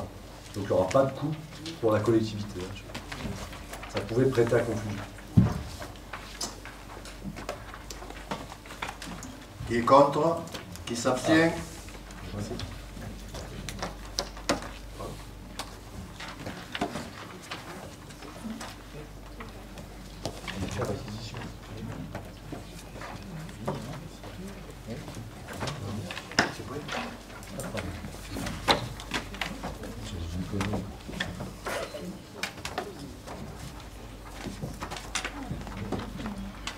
Voilà, dernière question, c'est plus en rapport, mais donc, demande formulée par le groupe politique Agir Ensemble pour Rognac sur le logement communal 697 rue de Poligny. Oui. Alors, lors du dernier conseil municipal, nous avons abordé la question de l'attribution de la villa appartenant à la ville, qui est située rue de Poligny. Vous nous avez précisé qu'il s'agissait d'une attribution en contrepartie d'un strength. Donc, veuillez nous excuser de revenir sur cette affaire, mais lorsque nous avons cherché à comprendre la dernière fois, votre premier adjoint, monsieur le maire, yeux dans les yeux, je dirais, nous a déclaré que de toute façon, nous avions eu connaissance de la convention relative à cette attribution dans la liste des décisions que vous êtes tenus de présenter lors de chaque conseil municipal. Après vérification, sauf erreur de notre part, nous n'avons pas trouvé ce document relatif à cette convention. Donc, je vous demandais quelques explications. Oui, simplement, effectivement. J'avais pris des précautions, j'allais dire, il me semble que... alors, ça a bel et bien fait l'objet d'une convention signée entre la collectivité et l'occupant. Néanmoins, ça a été formalisé sous forme d'arrêté du maire, puisque c'est de compétences propres de l'autorité territoriale. Voilà, donc il est là, c'est l'arrêté de mémoire 15-079 qui a été établi, pour tout vous dire, parce que c'est un document quand même public, hein, qui a été établi au mois de mai 2015, le 13 mai 2015, avec une date du fait générateur de la dépense au 1er décembre 2014.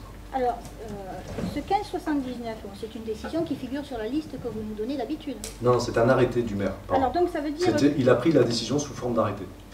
Oui, mais ça peut, le 1579 que nous avons dans la liste des décisions, parce que nous en avons trouvé un autre, de 1579, ouais, qui était relatif à une passation de marché, si ma mémoire est bonne. Mais là, c'est un arrêté, c'est un numéro d'arrêté. C'est pas une décision. Donc, je pense que le système de numérotation est distinct. Ça veut dire que les arrêtés, vous n'avez pas à nous informer? Ah non, non, c'est les pouvoirs propres du maire. Oui, mais, donc lorsque nous avons posé la question et que vous nous dites vous êtes informé de ce genre de choses... Non, non, j'ai dit, il me semble que ça a fait l'objet... J'ai repris mes propos parce que... Pourquoi l'avoir pris sur arrêté alors que d'habitude on prend des décisions, non? Pour les conventions. Comment? Pas dans un bail. Là, c'est un arrêté de convention d'occupation précaire avec astreinte. C'est pas un bail privé. Bon, nous avons... C'est pas la même chose. Nous avons récupéré oui, la dite convention. Oui. Et puis, bon, franchement, malgré tout, ça nous interpelle parce que il y a plusieurs choses. Alors, on va passer sur le numéro, hein, puisque effectivement, nous n'avons pas eu connaissance. Ce que l'on voit, c'est que vous avez décidé de loger quelqu'un, enfin un employé communal dans ce logement, au mois de décembre, sans prendre d'arrêté, immédiatement, puisque l'arrêté est daté du 13 mai. Oui, j'ai bien précisé la date du fait générateur de la dépense, oui, mais enfin, au ça veut 1er dire que décembre 2014. Oui, mais vous installez quelqu'un sans acte officiel dans un logement. Oui. Vous nous dites décembre, bon, les voisins nous disent septembre.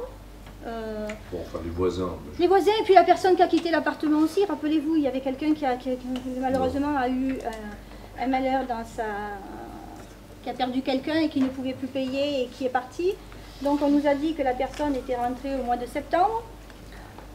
Finalement, donc, vous faites rentrer quelqu'un sans acte. Je vous signale que l'appartement est resté assez longtemps vide, d'occupants. Combien de temps? Puisque vous dites que ça a été libre, sur votre arrêté, vous dites qu'il est libre depuis 31 août 2014. Donc si la personne est rentrée, voilà, considérant que le logement communal 97 rue de Poligny est inoccupé depuis le 31 août 2014. Absolument. Donc s'il est rentré en septembre... Non, il n'est pas rentré en septembre, il est rentré en décembre. Enfin, vous, c'est ce que vous dites, nous avons d'autres informations, mais restons sur décembre. Cette décembre, vous faites rentrer quelqu'un sans arrêté formel. Vous régularisez la situation 5 mois et demi après, le 13 mai. Absolument. Bon, déjà, on peut trouver ça quand même quelque peu bizarre, hein, parce que pendant tout ce temps... Pendant tout ce temps, c'est-à-dire puisqu'il a régularisé sa situation, le fait générateur de la dépense, c'est au 1er décembre. Oui, non, mais enfin, pendant tout ce temps, je veux dire, l'arrêté n'avait pas été pris, et donc il fait que personne, il aurait pu partir, et puis on en serait resté là... un employé municipal, quand il part... Non, mais il aurait pu partir sur un autre logement, c'est ce que je veux dire, prendre son propre logement ou quoi que ce soit. D'accord. Voilà. Donc, je trouve déjà ça bizarre. Ensuite, la dernière fois, nous vous avons posé la question. Vous nous avez dit que ce logement, il y avait une part qui était transformée en astreinte. Nous avons abordé de façon un peu plus approfondie. Donc, j'ai cru comprendre que c'était quelqu'un... Il allait reprendre les astreintes de la personne qui était logée au château de la Plantade, parce que vous nous avez dit que la personne en question avait pris sa retraite. Or, la personne en question n'a pas pris sa retraite. Elle le prendra là, au mois de novembre. J'ai rencontré, donc il me l'a confirmé. Alors moi je veux comprendre, parce que si ce logement a été donné qu'une partie est déduite pour les astreintes, il y en a un des deux qui ne fait pas les astreintes là. Alors oui, c'est M. Sibéras qui ne fait pas les astreintes, puisqu'il ne fait plus d'heures supplémentaires liées effectivement aux tournées de nuit. Voilà, pour vous répondre. Donc ça veut dire que... donc il y a moins de coûts pour la collectivité. Hein. Moins de coûts pour la collectivité. Il n'y a pas de paiement d'heures supplémentaires liées à cette astreinte-là. Ben, écoutez, tout ça, c'est bien dommage que lorsque on pose des questions en conseil municipal, vous ne soyez pas en mesure de nous donner les réponses. Je vous ai donné la réponse. Bah, écoutez, la dernière fois, vous nous avez encore une fois fait douter en disant Madame Lucchini, vous avez eu la décision. En gros, je posais encore des questions. Je posais encore des questions pour rien. Je vais vous dire ce que j'ai lu, ce que j'ai dit. Pardon. Ouais. Parce que je vais vous le lire. Oui, mais moi je l'ai. Hein. Il me semble que oui. C'est une convention et il y a eu une décision du maire par rapport à ça. Une décision, en langage juridique, ça peut être pris sous forme d'arrêté. Pas jouer avec les mots. Mais bon. Oui, mais nous, décision, c'était quelque chose qui était acté. Voilà. Donc vous avez dû l'avoir au niveau du conseil municipal. Tout ce que j'ai dit. Je n'ai pas fait un procès. Et justement, donc, comme je vous le dis, il n'y a pas eu de décision à proprement parler en termes d'acte juridique. C'est simplement un arrêté du maire dans son plein droit, puisque c'est sous son autorité. Et donc, on vous lit, l'arrêté est public, même si, effectivement, on n'en prend pas acte au niveau du conseil municipal. En termes de mots, vous avez parlé de décision, donc on est allé voir la décision, et la décision, ça n'avait rien à voir. Donc c'est pour ça qu'on s'est permis de poser la question. Bien sûr, mais vous avez entièrement raison, c'est pour ça que je me permets de rectifier également, mais il n'y a pas de loup en la matière. Il y a peut-être d'autres logements ou d'autres conventions qui sont passées par des arrêtés qu'on ne voit pas, par exemple le Saint-Jacques ou d'autres. Donc, bon, c'est pas le sujet aujourd'hui. En fait, tout ce que vous avez, la liste que vous avez vue en termes d'emploi et les logements associés, ça c'est plutôt des arrêtés. Ça passe par arrêté. Et j'ai dit la dernière fois qu'on va réviser l'ensemble des conventions, parce que comme vous avez pu le voir dans l'arrêté, c'est pour ça qu'il y a eu un temps, le service ressources humaines met un point d'honneur à chiffrer en termes de valeur les heures d'astreinte pour avoir un coût salarial qui est déductible du loyer. Voilà. Enfin, pour moi, je trouve quand même surprenant qu'on fasse rentrer quelqu'un dans un logement au mois de décembre, puisque vous prenez le mois de décembre, et qu'on régularise la situation 5 mois et demi après. Oui, mais enfin, bon, ça ne change rien pour les caisses de la commune, puisque la personne a remboursé en fait son dû. Elle était au fait d'ailleurs, a payé son dû, elle était au fait d'ailleurs du montant du loyer bien avant. Oui, non, mais ça ne change rien peut-être, mais enfin, on peut se trouver avec quelqu'un dans un logement qui appartient à la commune, on peut aller chercher... employé municipal. Oui, mais ça fait rien, c'est pareil, je veux dire, on traduit ça en espèces, puisque c'est du travail. À partir du moment où il fait du travail, on déduit sur son loyer, c'est des sous qui rentrent en moins à la commune. Voilà. Donc... oui, sauf que le logement était vide. Voilà.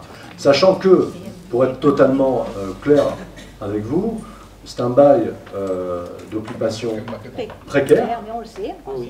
Oui, qu'on peut mettre. Non, mais... Et qu'il n'est pas interdit de penser dans le plan de la gestion active du patrimoine qu'on est en train de poser, que ce bien-là soit entre guillemets mis à la vente. Mais j'en reviens sur le fait que je ne comprends pas, enfin pour moi c'est pas une gestion transparente, vous excusez, mais je conçois comme ça.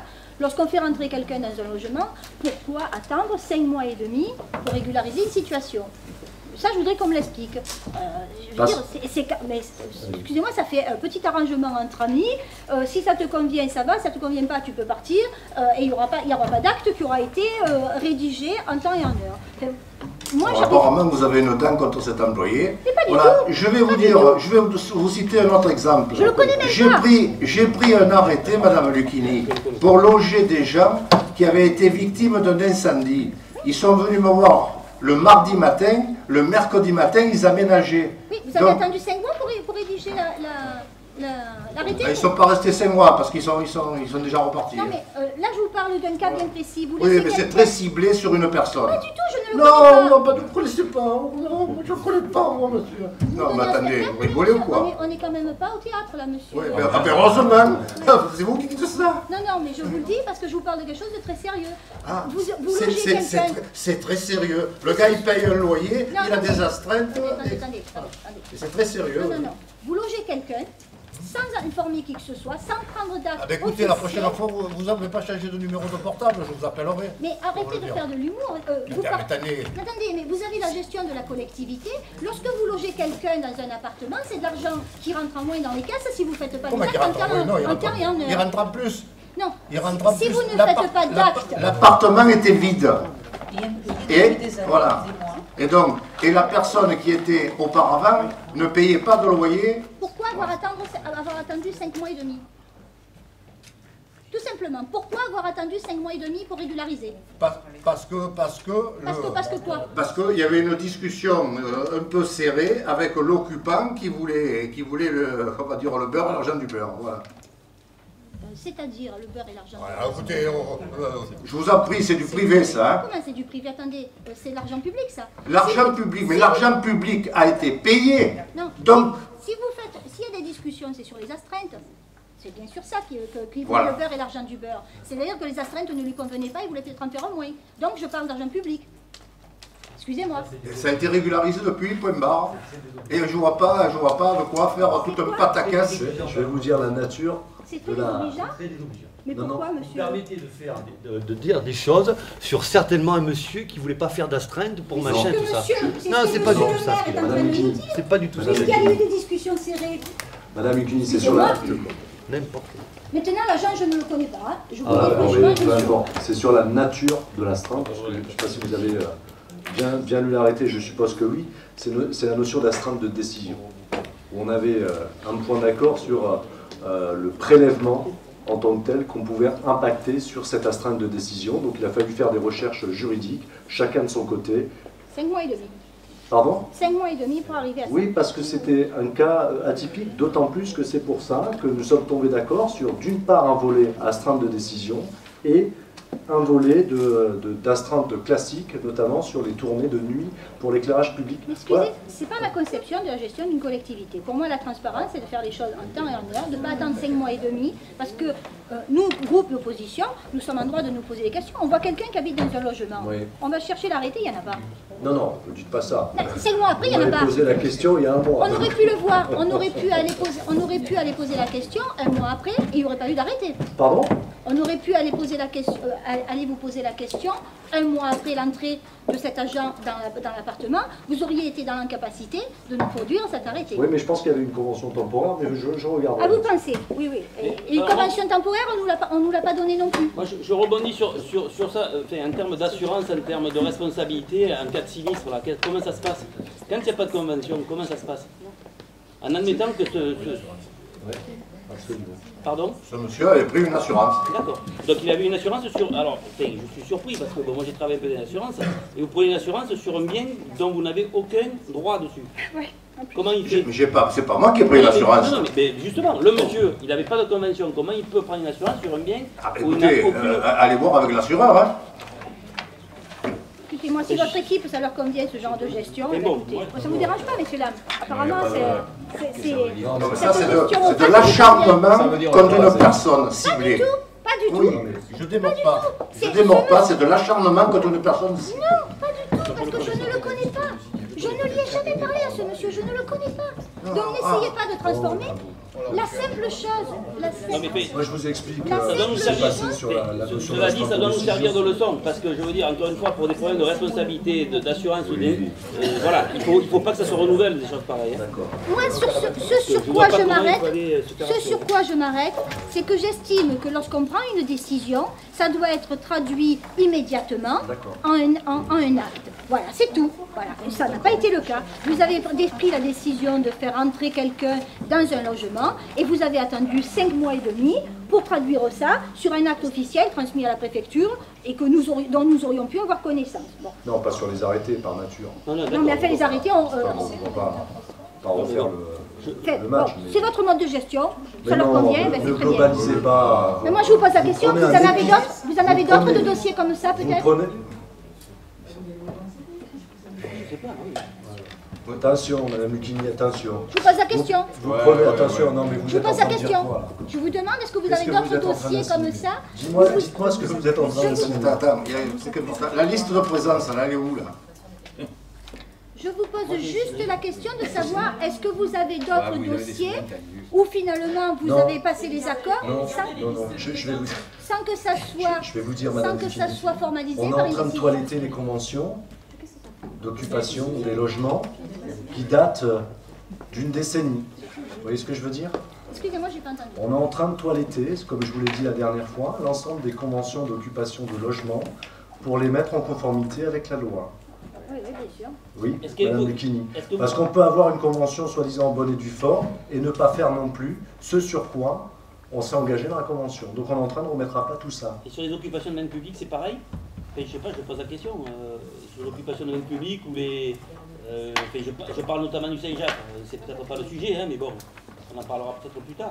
Oui, alors en fait... Mais sur la Bon, de toute façon, on en reparlera. Voilà, donc il y a des conventions d'occupation de domaine public, c'est pareil, ça passe par arrêté. Enfin, moi, la question, c'est ça que je vous pose. Oui, c'est un arrêté. Ça passe par arrêté, ça passe pas par décision. C'est un arrêté. C'est des arrêtés. Absolument. Et ces arrêtés, bien entendu, on peut les récupérer, c'est public. Hein. Très bien.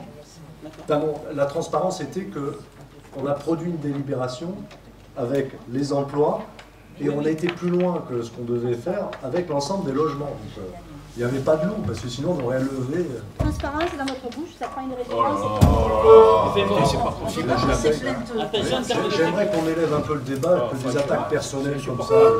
Est-ce qu'on peut pas porter plainte? C'est gratuit. Je supporte pas. C'est gratuit. Madame Lucchini, c'est gratuit. On est en train d'expliquer et d'essayer de comprendre ce qui s'est passé. Bon. C'est que 5 mois et demi ont été nécessaires pour régulariser un homme et ça me paraît Madame tout à Lucchini, fait anormal. Madame Lucchini, on est en train de faire un toilettage de l'ensemble des conventions. Celle-là, c'est pas un toilettage, celle-là, vous Ah bon? avez...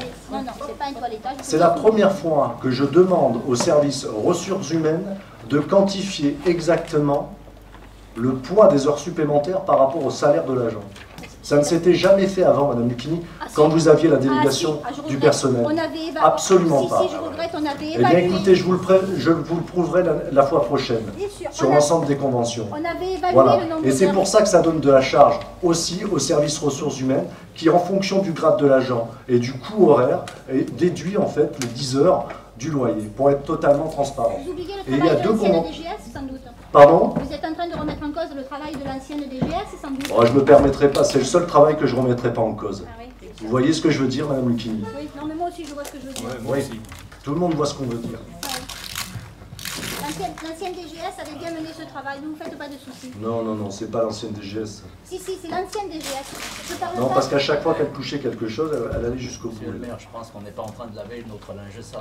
Oui, oui, elle allait jusqu'au bout. Et c'est bien pour ça qu'elle a étudié les horaires, les aspects, traduits sur C'est pour ça que vous l'avez reconduit à l'extérieur de la collectivité. Merci, Madame Lucchini.